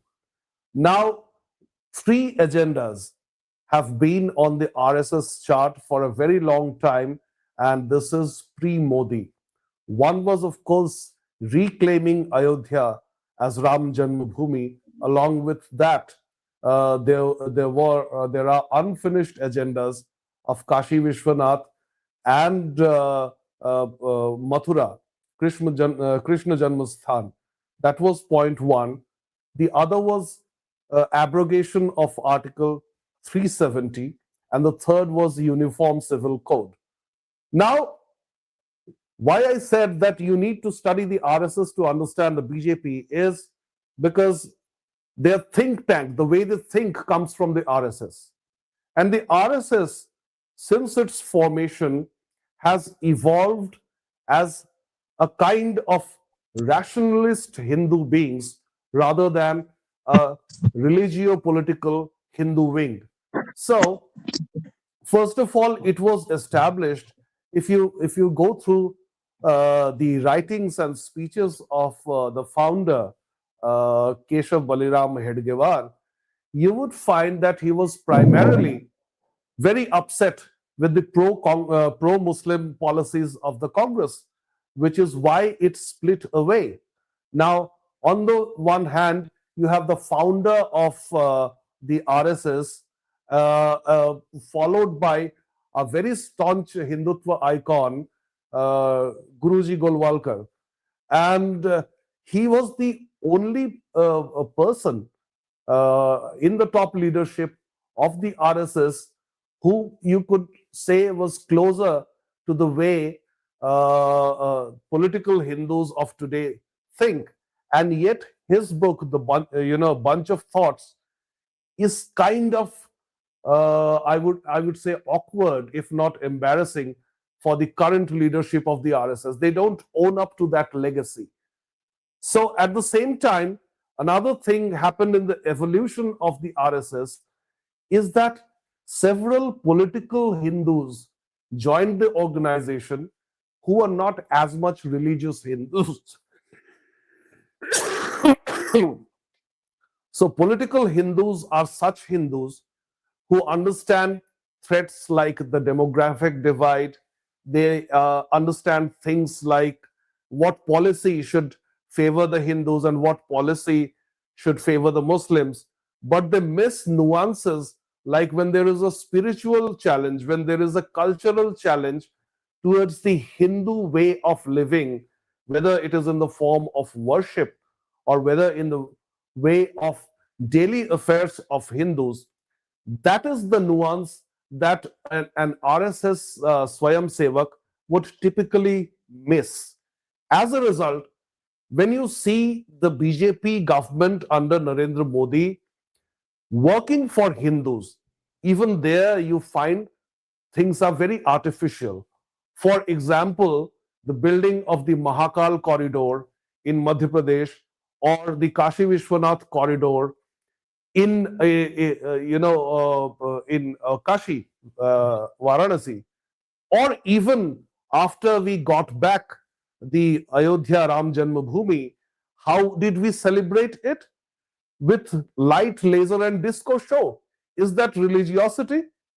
If you go to the Mahakal corridor in Ujjain, you would find the entire corridor lined up with, plaster of Paris statues. They're so garish to look at. If you are not a religious Hindu, you will miss these nuances. You will not realize what is spiritually not aesthetic when you approach building a temple, or facilitating the passage, beautifying the passage towards the temple. These are signs that the RSS does not quite understand or appreciate the religious aspect of Hinduism. This is one part. So the taking care of or addressing the three agendas that RSS had for decades. They wanted to remove 370, they removed 370. They wanted to reclaim Ayodhya, they reclaimed Ayodhya. The UCC is still under the works, but the Modi dispensation has been approaching these agendas of the RSS with a very broad definition of what constitutes Hindu. When Mohan Bhagwat talks about the same DNA of Hindus and Muslims, it's a double-edged sword. If you look at all Indians as Hindus from a geographic point of view, that anybody living to the east of the Indus is a Hindu, in that case, there is no problem with conversions. Because then, even by becoming a Muslim, an Indian remains Hindu. So, what's the problem? That is the other way, the flip side of trying to tell Muslims that they are our brothers. So that is that there is a problem there. Now, as far as the administrative issues are concerned, where you pointed out that the center abdicated its responsibility of intervening by way of president's rule, I agree that the situation of West Bengal merits president's rule, but when? That timing is very crucial. Not when the next election is knocking at your doors. No, no way. You cannot impose president's rule at this moment when the next election is less than 6 months. When could you do it? Less than 6 months into the future. When could you do it? You would be politically very wise to do it at a time when the next election is far, far away, so that the international community, so that the domestic narrative builders cannot project it as an assault on democracy. So this is not the time to do it. When was the last opportunity? A big opportunity. It was in 2019 when the CBI was investigating the cheat fund scams, and the guy who went on to become the police commissioner of Bengal, Rajiv Kumar, the CBI would have arrested him. And the CBI officers were held hostage by West Bengal police. And at the same time, Mamata Banerjee held a protest rally in Calcutta. Now, the provisions for Article 356 say that you can apply it in situations where the constitution has collapsed in a given state. Now, there cannot be a greater example, a more glaring example of the collapse of our constitution than a situation where central officers are held captive by state officers. That was the time when the 2021 election was still about 2 years away. So what would happen in the case president's rule is applied is that it is a provision that cannot remain enforced for more than 6 months. So after 6 months, you have to renew it for another 6 months. This was what was happening at a period of time in Bihar when finally the Supreme Court had to intervene. So what happens is, first of all, the day you apply Article 356, the day you impose president's rule, Mamata loses power, Trinamool Congress loses power. As a result, West Bengal police which acts as an extension counter of Trinamool Congress's office. It has always been an extension of the ruling party's office. When it was CPM rule, they used to be henchmen in uniform for the Communist Party. And now they are henchmen in khaki of the Trinamool Congress. So Mamata Banerjee and Trinamool Congress will lose this police power that she enjoys being the chief minister of the state and also the police minister of the state. Now, following this, their ability to browbeat the people of Bengal into submission would end. It would end slowly. However, as I said, the president's rule must end in 6 months. So 6 months down the line, the center will have to justify in the Supreme Court its need to extend it for longer. Because if you hold an election right there after the first president's rule is lifted, Mamata Banerjee is going to sweep the elections on sympathy vote. You cannot commit that harakiri. Okay. What you need to do is to make the people of Bengal realize what is normal. They do not realize it. They don't know what normal, free and fair elections are. They have not known it since 1977, or at least the election that followed since then. In the 80s, 90s and 2000s, they did not see free and fair elections. Now, if you extend the president's rule for another 6 months, making it a total of 1 year, by then, chances are higher that the people of Bengal will learn to live without the fear of political retribution. Because, you know, Bengal society is such a terrified place, such a scared place. Bengalis are very vocal on political matters. So when they chat at clubs, at college canteens, inside offices, on the streets, at bus stops, etc., people very easily get to know who is inclined towards which party.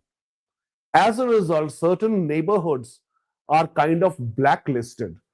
So if in a certain election you are found, your entire neighborhood has been found to have voted one, in a particular way, which went against the ruling party of the state, your children will be threatened while they go to school.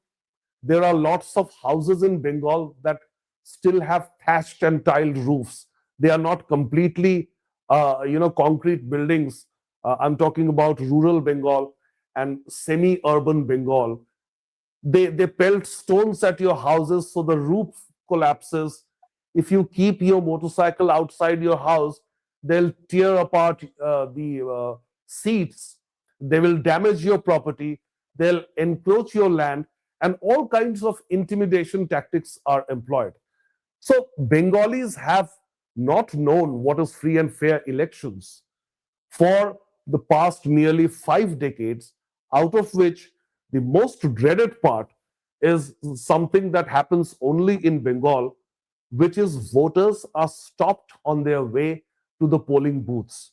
This will not happen when the entire election is held under the supervision of CRPF, CISF, and other central paramilitary forces. So, if Jaipur Dialogues is saying Bengal merits president's rule, yes, it does. But when is a very crucial question. Not now. You have let that opportunity go in 2019, or when Sandesh Khali was happening, or when the RG Corp Medical College, scandal happened, the case involving rape and murder of a female doctor. So those are the occasions that were far away from the coming elections, where people who are observing Bengal couldn't have accused the center of assaulting, of killing democracy by imposing the president's rule. So what the BJP is doing right now is playing the kind of game that it played in Orissa as well as Bihar. In Bihar, they knew that this was Nitish Kumar's last innings. And so they pampered him. They let him remain the chief minister. Even the JDU got many more seats. The JDU and BJP had fought on an equal number of seats, and the JDU justified that. And the BJP tolerated Nitish Kumar, knowing that he will be no longer around 5 years hence when the next Bihar election comes. This strategy was employed in Orissa also, when in a whisper campaign of sorts, this word spread across Orissa that this was Naveen Patnaik's last innings. So that was the hardest blow on BJD's campaign, because people will not vote for somebody who is retiring. All right. Now, unlike Nitish Kumar, Naveen Patnaik was on paper not an ally of the BJP, or else they would have tolerated one more innings, one more term of 5 years by Naveen Patnaik.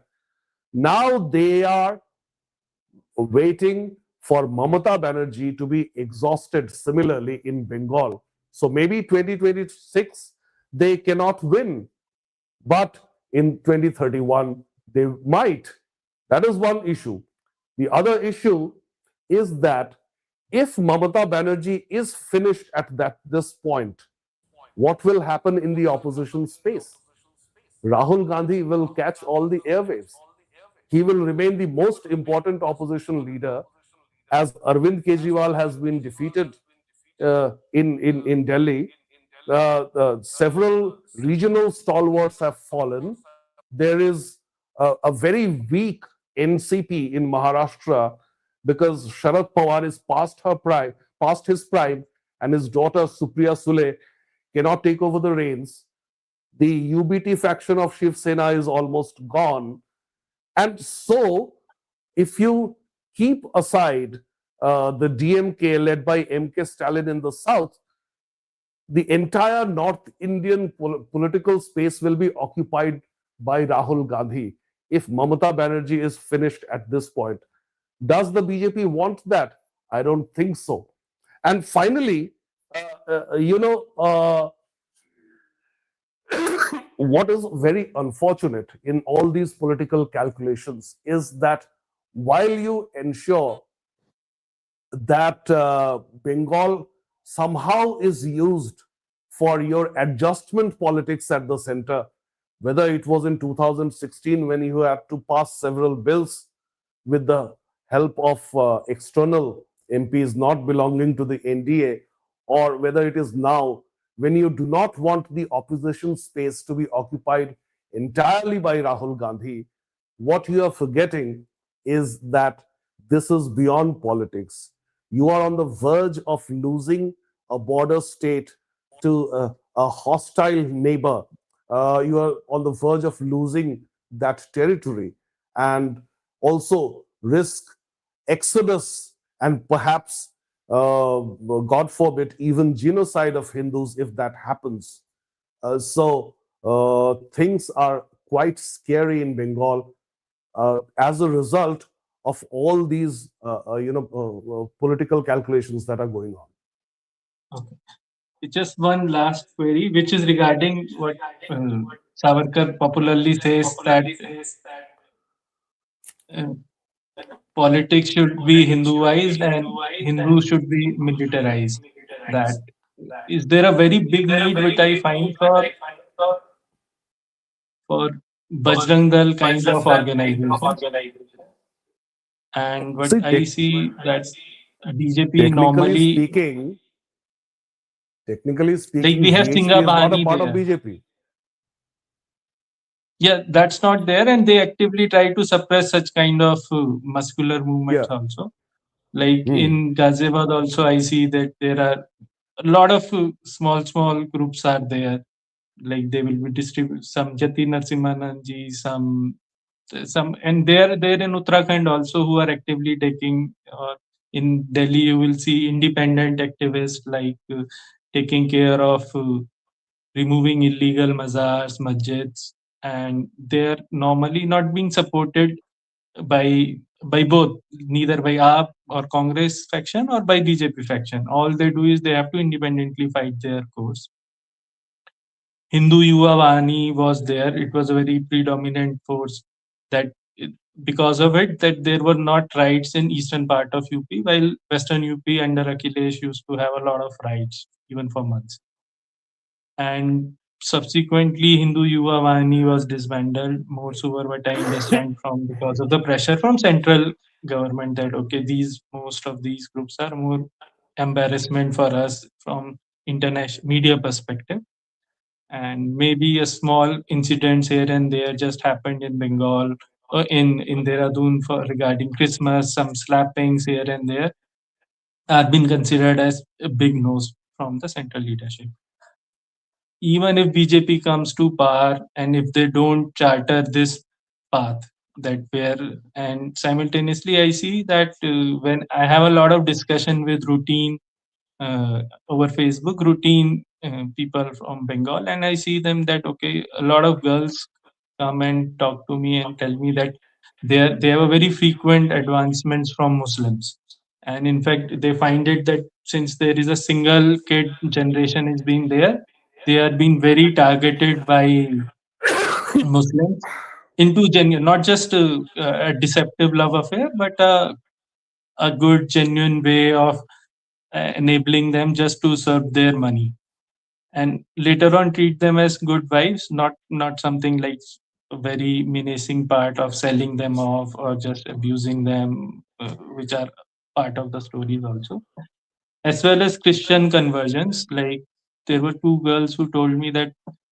they belong to Brahmin caste and they have been told, okay, we will give you 5 lakhs plus a plot plus a Christian convert from your same caste if you get ready to switch your religion. So all these undercurrents are also there in Bengal, and which can effectively I see can be countered by a very muscular way of neither police, neither administration will come, but the first line of defense for Hindus in all such cases is a version of Bajrang Dal. It can be of any name, but that is not being popularly encouraged by BJP.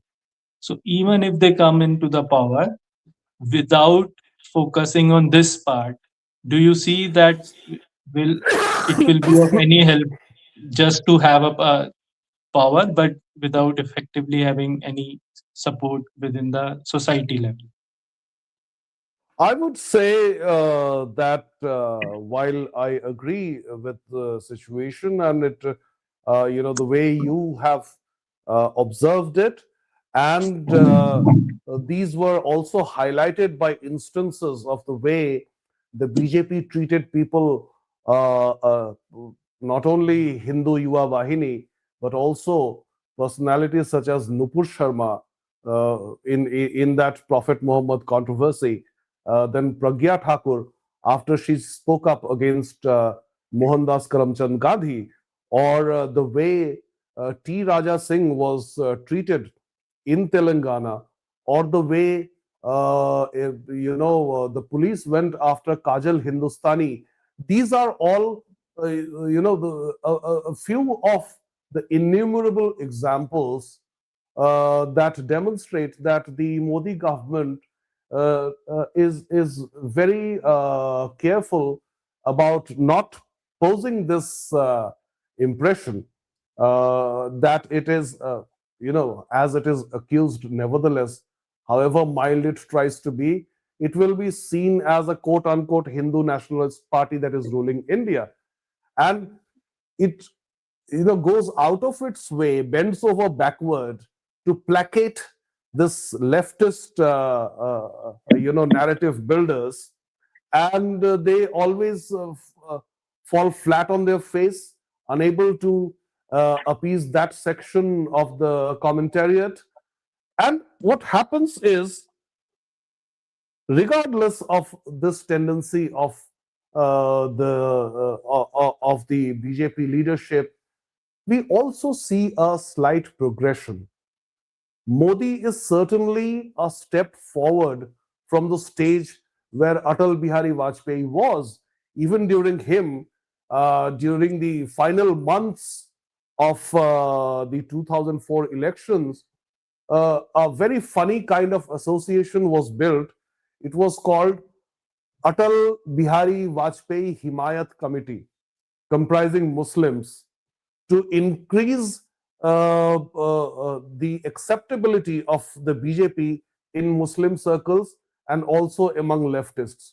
We know from the 2004 election results that it did not work, and repeatedly people are telling the Modi government that your what apparently looks like your appeasement policy is not going to work either.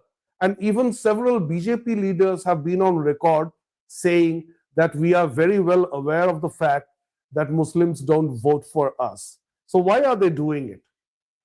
Now, I have, I cannot reveal their names, but several senior ranking BJP leaders have confided in me as to why they do it. And they say that it may surprise you that we don't do it for Muslims, we do it for Hindus. So, how do they explain this strange thing? They say that we know the nature of our core voters. They may be Hindu, they may be staunch Hindu, they may be radical Hindu, it does not matter. In general, the populace of Hindus is very tolerant, it is multicultural, it is pluralist, it is assimilating, etc., etc. So when they look at a party that is anti-Muslim or anti-Christian, they get averse to the very idea of that, and more Hindus drift away towards other Hindu parties that are actually not Hindu parties, like the Congress or any regional party. So to avoid to kind of uh, uh, put an embankment to not let the river get distributed, uh, what they do is they put up a very soft Hindutva face so that Hindus are not kind of pushed away, repelled away by their ideology. However, as I said, that Modi is a step forward from the stage of Vajpayee. If tomorrow, as many people speculate, Yogi Adityanath becomes the heir of Narendra Modi, we will see a further step forward. What happens at the, it has to be a gradual process, but you cannot hurry it through. And we, of course, do not know if Yogi Adityanath will be the next prime minister. Devendra Fadnavis is another contender. If Devendra Fadnavis becomes that, things will remain at Narendra Modi's stage, or it will go back to the Vajpayee stage, which is a thing of concern because the way Fadnavis has ruled Maharashtra, it is very much along Vajpayee lines, and he will even hesitate to look as Hindu as Modi does. So that's a red flag for Hindus out there that has to be taken care of. So you know, one more problem that BJP faces, despite its 11 years of unchallenged rule, and before that 6 years of Vajpayee, is that it does not have a very strong bench strength as far as building narratives is concerned. And this happened again. For this, we have to go back to the history of the RSS. The way that organization evolved, there was an unwritten kind of a convention in the so called Sanghi circles, which was anti English. As a result, when finally power arrived at their doorsteps in the 1990s, they were not sure who would build narratives for them. They only had Hindi speakers and Hindi intellectuals. It does not work in the international arena. Even within India, fortunately or unfortunately, Hindi fails to build a narrative. you have seen so many instances inside Parliament where MPs have read out news reports and articles from the Indian Express, from the Hindu. You rarely see them citing any report or article from a Hindi newspaper or news website. Why is it so? Because Hindi, despite being the language of the majority, somehow fails to build a narrative. Now, since they did not have such orators and writers on their side, the leftist intellectuals, a section of it, found an opportunity. They found kind of job vacancies in the Sangh fold. So many of them switched sides. They turned coats. They turned coats, if you may. They were weathercocks, but they stayed nevertheless. And that did not raise the bench strength to a critical mass where it would actually matter in the discourse about India. So what happens is, even when the BJP tries to make a very considerable change, pro-Hindu change in the regime, it fails to do so. Take, for example, the Department of History. There is Indian Council for Historical Research, and they put an RSS man, Yellapragada Rao, in charge of that. Nobody knows what exact changes he has brought about in history curriculum of India. He has proved useless. So that is just one of several examples where they are unable to place a person who can be relied on. For example, if you look at the domain of films, the entertainment industry, they were struggling to appoint a new FTII chief or a CBFC chairperson. So they had to go to a lesser actor who was known for playing Yudhishthir in B.R. Chopra's Mahabharat. And when he was made the CBFC head, even Anupam Kher, who nowadays projects himself as a big supporter of the Modi regime, on Arnab Goswami's show, Anupam Kher insulted what is this guy called? Some Chauhan, Yogendra Chauhan, I think. He insulted him. He said, "मैं आपसे बहुत बड़ा actor हूं, मैं आपसे काफी senior हूं. ये ऑफर अगर मुझे भी किया जाता तो मैं एक सेकंड के लिए घबरा जाता कि शायद मुझे नहीं लेना चाहिए, क्योंकि बहुत जिम्मेदारी का काम है." So this is the kind of people you have. Can you rely on Anupam Kher to take your message forward to the people? तो ये जो दिक्कत आ रही है ना, because of a very weak bench strength, where you can take your message to the people. You look at the things they did in terms of history education.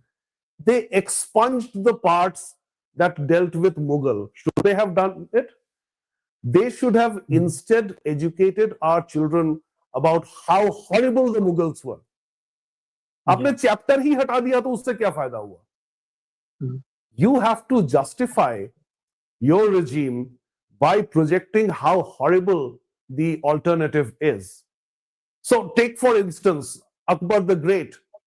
What is the dark side of Akbar? You should teach students about that as well.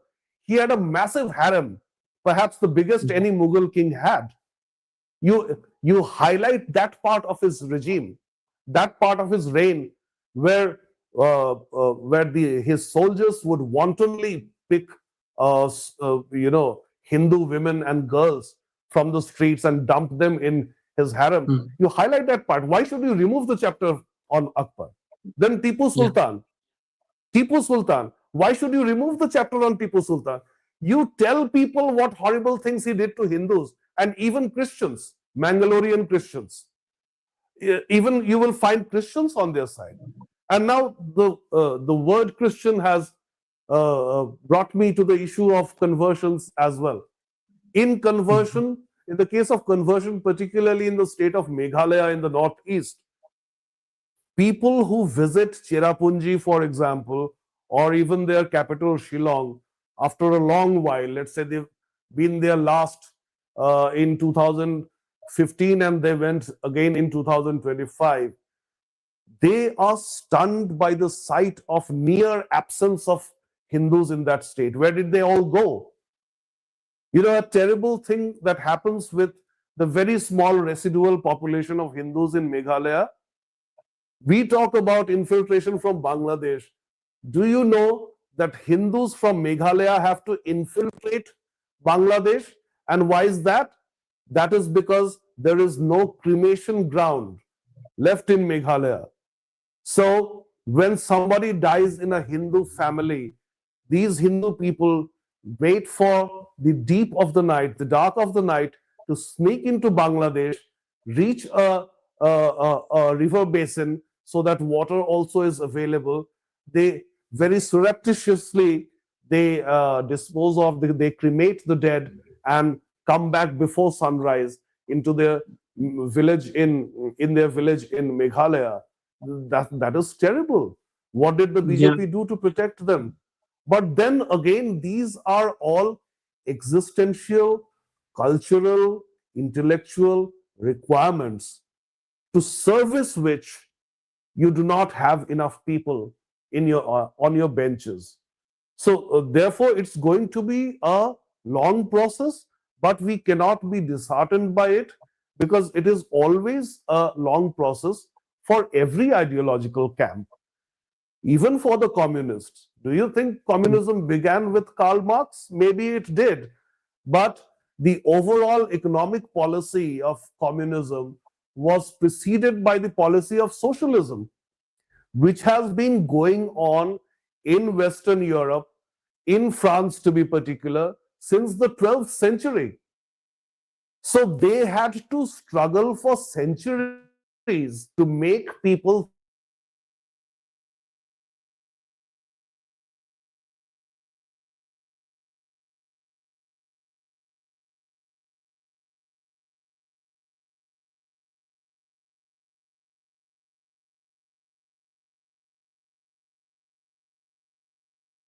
And socialism is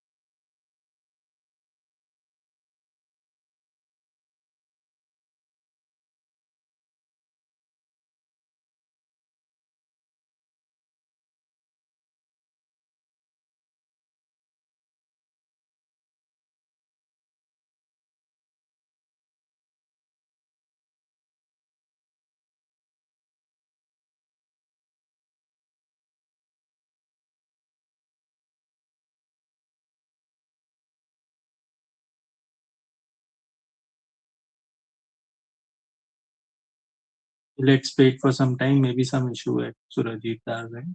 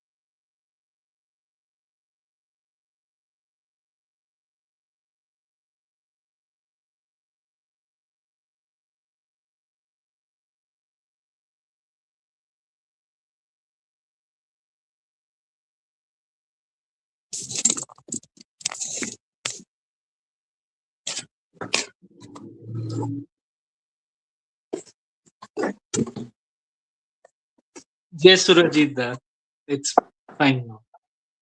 Yeah. So where was I Around, connected?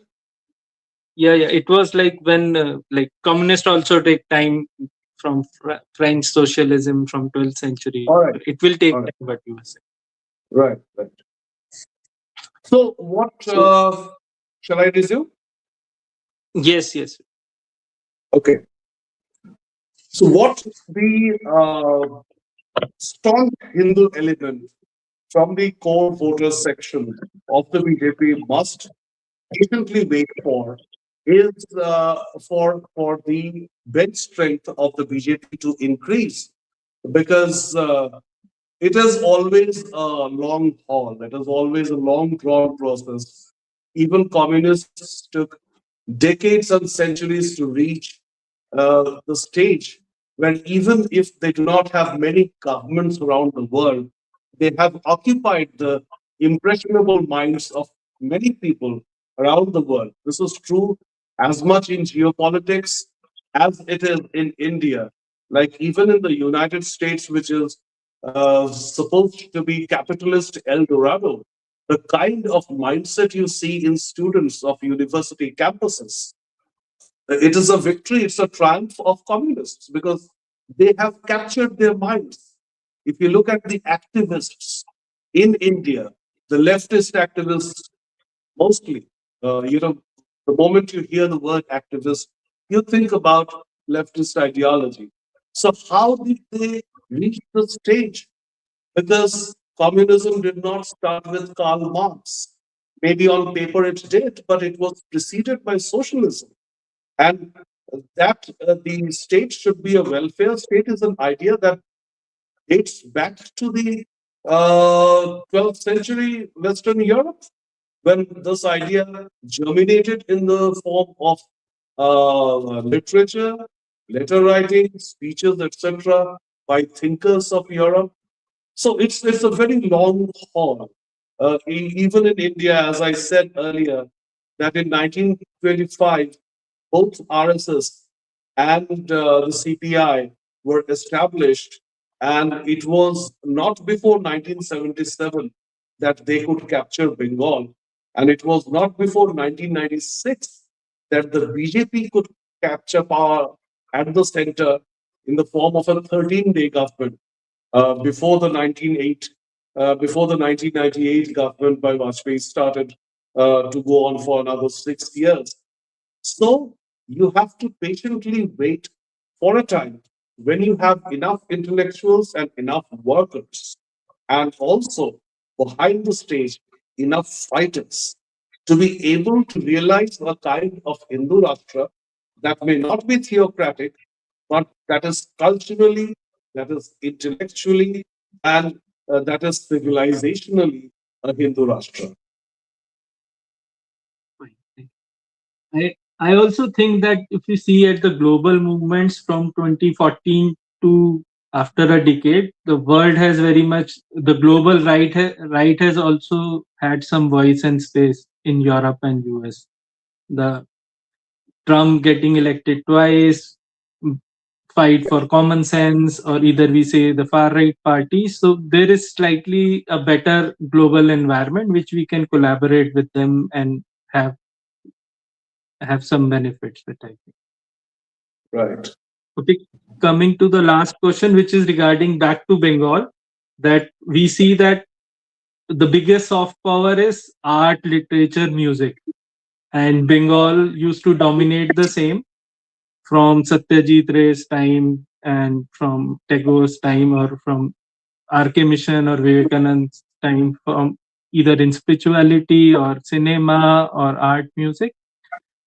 There is a decline in that also. Like if nothing, if Bengalis can address this point, they can maybe make a very big comeback in Indians' mind space. And what I see is, at least from North India perspective, it is Punjabi music and now of late Haryanvi music, which is coming and making that cultural authority over the Indian mind space. So Do you have something to speak on this? Yeah, this is of course a passing phase, and mercifully, it is not just the right that has declined. The left that has, the left has declined too. You consider what the left had at one point of time in terms of cinema. They had Mrinal Sen, they had Girish Karnad, and who do they have now? They have Swara Bhaskar. So the fall in standard is not observed only in the right wing. It has been observed in the left wing as well. So now, coming to the revival of art in which Bengalis pioneered, I would say since a very long time. It did not begin with even Tagore, let alone Satyajit Ray. It began, I would say, when Bengali became the first post Prakrit language to translate the Ramayana. Even about 100 years before Tulsi Das Dubey, Tulsi Das composed the Ramcharit Manas. There was Kritivash Ramayana. So they captured the Hindu mind space quite early. We are talking about 15th, 16th century. And that was followed by Chaitanya Mahaprabhu that I've already mentioned. And then there was a Shakta phase. So Bengal has, led the cultural revolution through art and through language, through literature for a very long time. To revive that, you need to constantly remind them of what they are and what they have become, which was, as I said, it was present in the BJP's manifesto of 2021, but they did not campaign that way. It was like very few people are interested in what is written in the fine prints of manifesto. But manifesto was full of Swami Vivekananda, Bankim Chandra, Rishi Aurobindo, and all that. It was absent from the prime minister's speeches. You cannot do that. You have to harp on the Hindu identity, which has been suppressed. It has been made to look out of fashion. Thankfully for the BJP and also Hindus, nowadays, if you look at Bengal, those who chant Jai Shri Ram are no longer just party loyalists. They are not just BJP people. If a Bengali in Bengal today raises his hand and says Jai Shri Ram, it's a marker of the fact that he has revolted against the Trinamool Congress, which is why Mamata Banerjee gets very irked whenever she hears this chant, because like a war cry against her. So this is what is happening, and the revival will obviously happen because the kind of Punjabi songs or Haryanvi songs that you're talking about, these are like fads, because only such kind of music lasts for a very long time, which has got some literal depth in them. And it's not only about very peppy beats, it's not just about rhythm, it is also as much or even more about the tune. So why do you think that all the memorable songs from Hindi films end once you reach the 1980s, at best in the 1990s. So you begin with Muhammad Rafi, Lata Mangeshkar's generation, and then you stop at Kumar Sanu and Udit Narayan's generation. In Arijit Singh's generation, there are hardly memorable songs. Maybe you can recall five or six instantly, maybe a few from Mohit Chauhan, and there are a few Pakistani singers like Rahat Fateh Ali Khan and a few others whose names I cannot recall. But recollection value always comes from the depth of creation. And that depth, these peppy numbers cannot provide. So we have hope there. Things are going to be revived. Even Bengali poetry has not been good of late to be able to reclaim that space the way typical spokespersons of different political parties behave on news channels is quite despicable. Sometimes I wonder, looking at them, whether they really are Bengali. So this is one decline, which is an eyesore, at least till the time the communists were ruling. Bengalis were still known for very measured and disciplined behavior, taking care of the decorum of a situation that a situation demands, that the place demands. Those things have all gone out of air. Even when I see, social media posts written in Bengali, uh, the language the language has declined from its high standards. From the way people write in Bangla, it is as awful as the way people write in Hindi. You compare 1980s Hindi with today's Hindi. It looks like sometimes I feel very uneasy looking at people who cannot take care of spellings, cannot take care of grammar. So we are passing through a phase. We have a generation that does not seem to care much.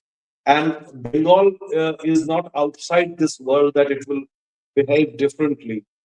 So as and when this so-called Gen Z realizes that they are not as venerable, they are not as memorable as their forefathers have been. So maybe they will raise better children, maybe tomorrow, sometime in the 2030s, 2040s. We will have a generation that is more profound, that is less superfluous, that is less superficial, that is less frivolous. And that is when either you talk about the revival of Bengal or the revival of Indian culture as a whole. It's in the realm of the future. It will happen in the future. It won't happen instantly. One last query, which is regarding the spiritual part, but I that's more of a comment. But I see the three main giants coming from Bengal will be Chaitanya Mahaprabhu, and then Ramakrishna Paramhans and Swami Vivekanand duo combo, and then Rishi Aurobindo. ISKCON, I will say that it's an offshoot of same. Like they are carrying the legacy, and it's one of the most popular international community of Hinduism. They are actually in the business of evangelist Hinduism. I can see I stayed in Europe, so I see them very evidently there in streets, corners every Sunday. In Japan also, I observe them. And then we see Ramakrishna Mission. I also see there are a lot of ashrams across India. Like even in Kerala, I went to 3 4. I have been associated with RK Mission Delhi. So past 10 12 years, so I have a fair idea about them. Aurobindo Rishi, I see that he is another giant, like he is next level, like even maybe Swami Vivekananda or Ramakrishna Paramans can be for beginners, but real hardcore spirituality, advanced sadhaks, that they will find attunement with Aurobindo. So do you see that like something missing that Indian government or BJP should promote Aurobindo's thought? Like it's very much from physical sphere perspective, it's very much limited to Aurobindo. Yeah, certainly the government of our country or of our state does play a very crucial role in furthering the culture or the cultural mores of any country. For example, if you see the world over, learning French is considered a stylish statement. How did that happen? Of course, with the support of the government of France.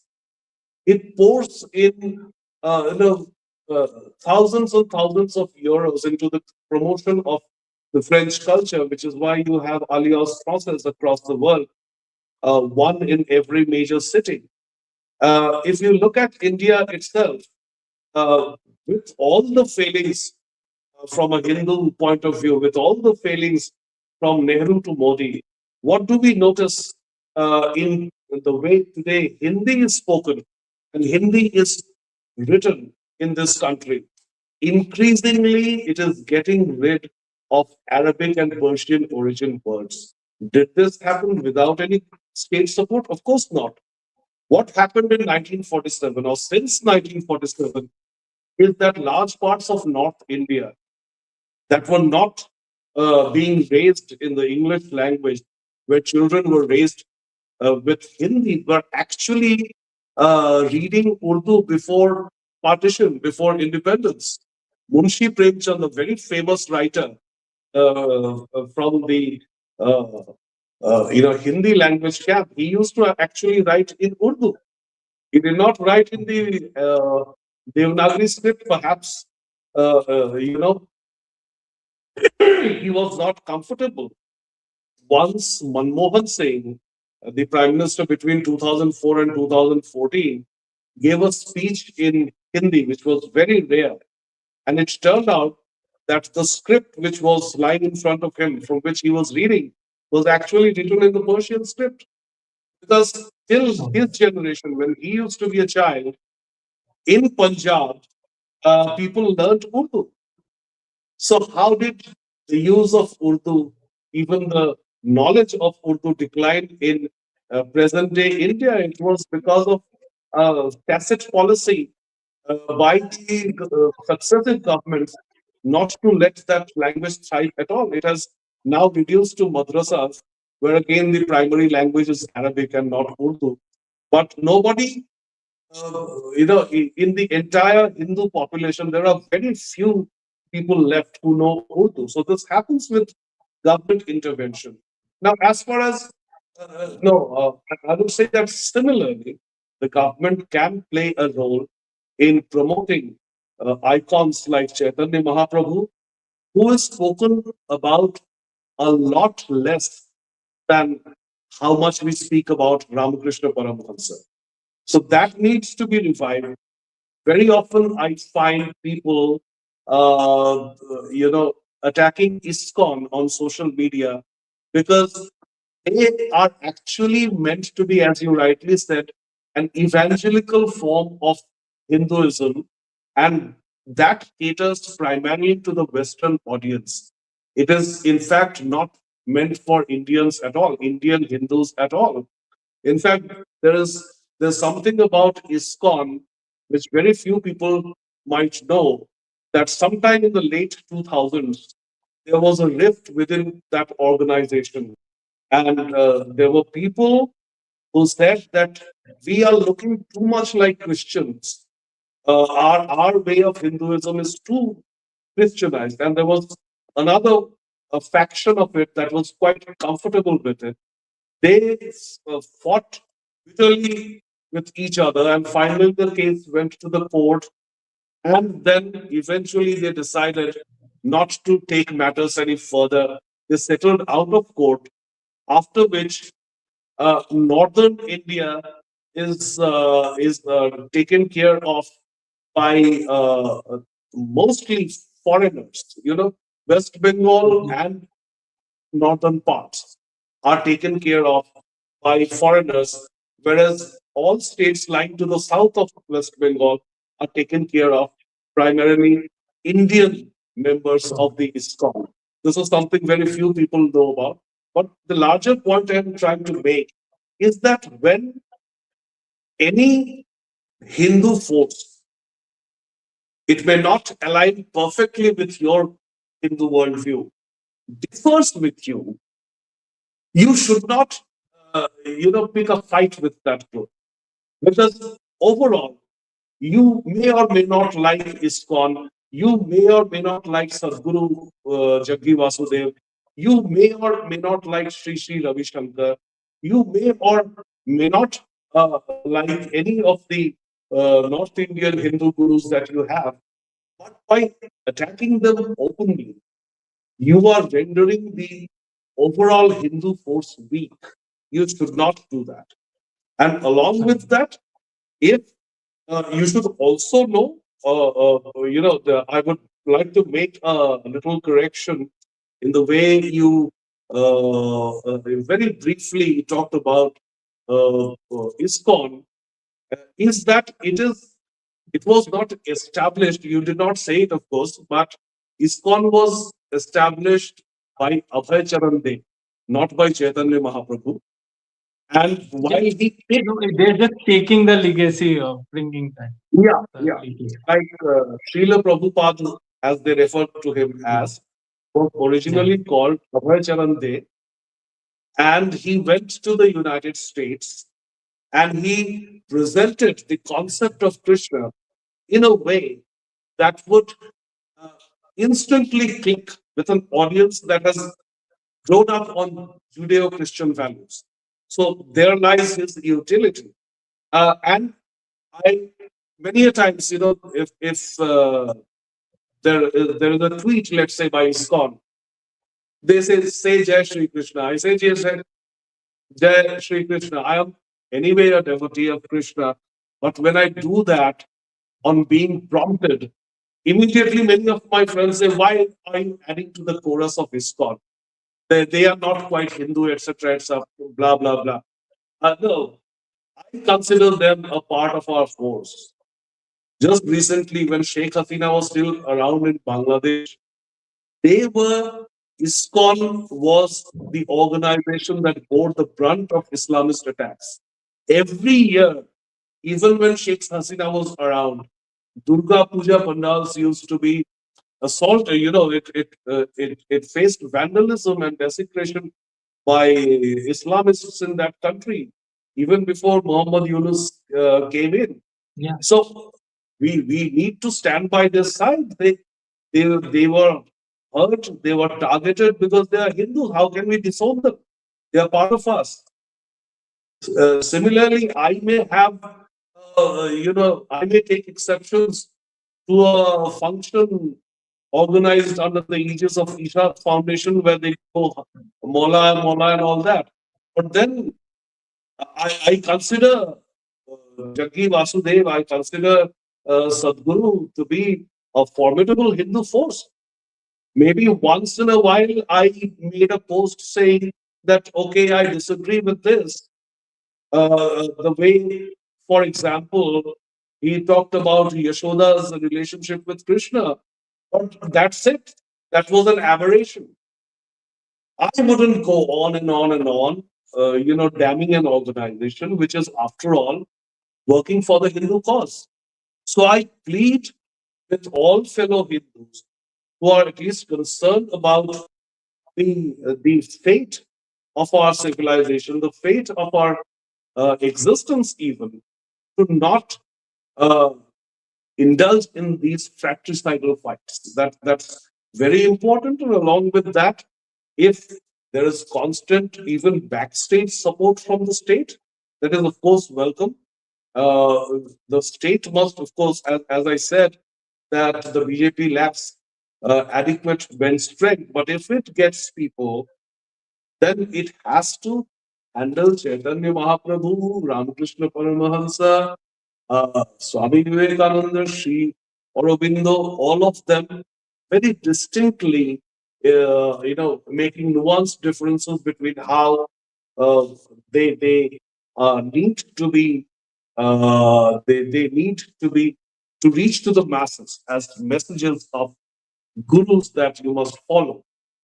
In that respect, I think the state can play an instrumental role, and it should. And I'm also positive that the coming generations of BJP leaders are going to do that. I just find it difficult. Like I often visit to Rishikesh, or if even I go to Ayodhya, Mathura, I will wish that now real earlier all these ashrams, mutts used to come because of largesse of some person or some government, that they will be given large land so that they can build up their institutes there. Now real estate is so expensive that nobody wants to give it as a dan, or even state wants to capitalize on it. And I see a lot of missing part here, that if I go to Ayodhya, I should get a big Aurobindo ashram there. because people have to do more than just visiting Ram Mandir. In fact, Mandir temple darshans are still like you just go and come out. These institutes offer you, okay, you can sit, you can meditate, you can delve, you can read. That's more of a practicing Hinduism, which I think is more valuable for any practicing Hindu. Or be it Mathura, all these centers, I think that a lot of things are missing, and state, I think they don't take care of that this part aspect. What's your question? No, I'm just making a comment that this is something a lot which we think. I think that it is missing from state Yeah, support side. I think, one of the reasons for the long sustenance of the Shivraj Singh Chauhan government in Madhya Pradesh was that he took care about he took care of the real estate needs, particularly land, for several initiatives by RSS Swayamsevaks. So, government land was made available for philanthropic activities that was started by RSS Swayamsevaks. Of course, he is also accused of bringing in, Muslims from a different place in the Saraswati Yogishala. So that is, of course, not on his regime, but otherwise he was quite pro-Hindu in extending his support. Even when it came to choosing uh, media houses that were pro-Hindu and pro-nation, the Madhya Pradesh government under Chauhan uh, gave advertisements on these portals, small time newspapers and magazines quite generously, just as Yogi Adityanath does in Uttar Pradesh. There are several small media houses that are sustained only by government ads, and they come from the Yogi government in Uttar Pradesh. So, the kind of behind the stage support has been coming through, and this should increase all the more because we must remember that the enemy side is supported by much larger funds, not only coming from the US deep state, but also several European players who are critical in maintaining the leftist ecosystem in India as well as several other countries that have democracy, for example, Brazil, South Africa, because this agenda of the Pentagon or the CIA to engineer regime changes, this can only work in democracies. If you try it in China, they'll do a Tiananmen Square as they did in 1989. You cannot try it with Vladimir Putin's Russia. So these disruptive activities have massive fundings, global fundings, and only a very small, insignificant section of that has been curbed by the government's move of, very strictly supervising FCRA donations. So it seems that the NGO brigade is somewhat under control, somewhat, just about some under the control. But every now and then, as in the case of anti-CAA riots, they rear their heads. So more needs to be done on that front. And it has always been a complaint from the Hindu side that they do not get adequate support, adequate state support, while the left believes that they do. The left believes that whatever ragtag coalition of Hindus is seen over the past 11 years is thanks to backstage help from Narendra Modi, which is not true. In fact, I remember when I was covering the 2014 Lok Sabha elections and visiting different political parties, campaigns, and all that to check how they are doing.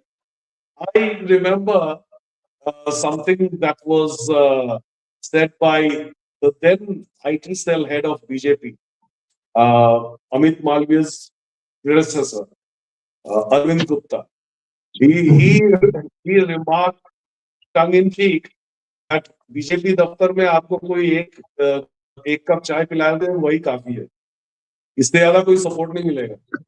और फिर भी हमारे इतने सारे समर्थक, ये सिर्फ कार्यकर्ता नहीं बल्कि समर्थक हमारे लिए काम करते हैं, सिर्फ वैचारिक कारणों से। तो this is the fact that to begin with, the BJP was not sure how to handle the media. Initially, it was because of human resource crunch. In the 1990s, they did not have enough English-speaking people. Now they do, but they're not sure how to go about it, or else the discourse wouldn't have gone so anti-Hindu, anti-Indian, even anti-Modi at times in the international media. They still do not know how to handle it. So more astute, media-savvy people need to come on the side, more intellectuals, more spiritual people who would make the BJP leadership understand that beyond political Hindutva, there is a highly religious, spiritual Hinduism that needs to be safeguarded as well. Or else you will have situations like a few years ago, you saw in the Banaras Hindu University that a certain guy called Firoz, I think, wanted to not only learn theoretical Vedas, but also practice the practical part of the Vedas, which was unacceptable to Hindus. And a whole lot of BJP leaders, including the self-styled Virat Hindu Subramanian Swami, wondered what was wrong if a Muslim is trying to learn the Vedas. Well, you cannot understand it if you are just a political Hindu and you are not a spiritual Hindu. It is like saying that what is wrong if a Hindu goes to the Kaaba and reads the Kalma. It does not work. Cannot work. And if you keep ignoring the religious aspect of Hinduism, finally, at one point, the political Hindus will wonder, what exactly are we defending? If there is nothing Hindu by the by the nature of Hindus remaining, then why did we fought for all these years and decades? So there, the state patronage is very much needed. It was always needed, even in the era of kings, the era of monarchy. Kings always played a very important role. The state patronage is very much needed. Yes. Think we have I have covered all my points, and it's been a very long session. Thanks a lot, Surajita. So how can we summarize it? If you can, I will just summarize it. If you can say that what's missing or something, Otter. So we discussed that, okay, about the Bengali identity. It's beyond that Kolkata elites, and a vast majority of Hindus of Bengal are very deeply religious. One of the highest, like the upper echelon of practicing Hindus, and they should be perceived like that. Plus, coming to the present politics, it's still an uphill task for BJP. Not sure whether they will be able to grasp the power, and even if they do grasp the power, it's a tedious path ahead that we have to fight really very strong forces on the ground, and that's the only way that we can safeguard it. Else, Bengal will we have to look at a very gloomy picture of Bengal, which includes Mopla rights, jihad kind of future for Bengali Hindus in this part. And if very well done, Bengal has the potential, and I also think that they are the most artistically or literally literature wise, they have the most inclination. You can't expect a person from UP, Haryana to have that same instincts. They are built differently, so that's a lot of investment should be done on that part. And hopefully we can have a better So future. I think you have summarized the entire content of this podcast very well. Uh, Left to me, I would like to summarize the political part as as follows. That is, if you want to win Bengal, you have to approach it the typical Bengali way, just as you would approach any state, typically appreciating the local culture and ethos. Uh, for example, when you went to Northeast, you dropped your advocacy of vegetarianism because otherwise you wouldn't get a single vote in the Northeast. So you cannot enter Bengal with contempt for Bengalis in your mind. Right. You have to embrace that. You have to embrace the way Bengalis are, only then you can win Bengal. That is the political part. Now I come to the spiritual, cultural, civilization part. For that, I said that the BJP, the RSS, the Sangh Parivar, the ruling dispensation, this regime needs a much stronger bench. They do not have it as of now. We need to constantly, build on our intellectuals, our workers in equal measure, just as Sri Krishna did. He was as adept with Srimad Bhagavad Gita as he was with the Sudarshan Chakra. That is, uh, that is the role model we need to pursue, and things will, all right, things will turn around eventually. So that is what that should be the approach of Hindus in general and the pro-Hindu polity in particular.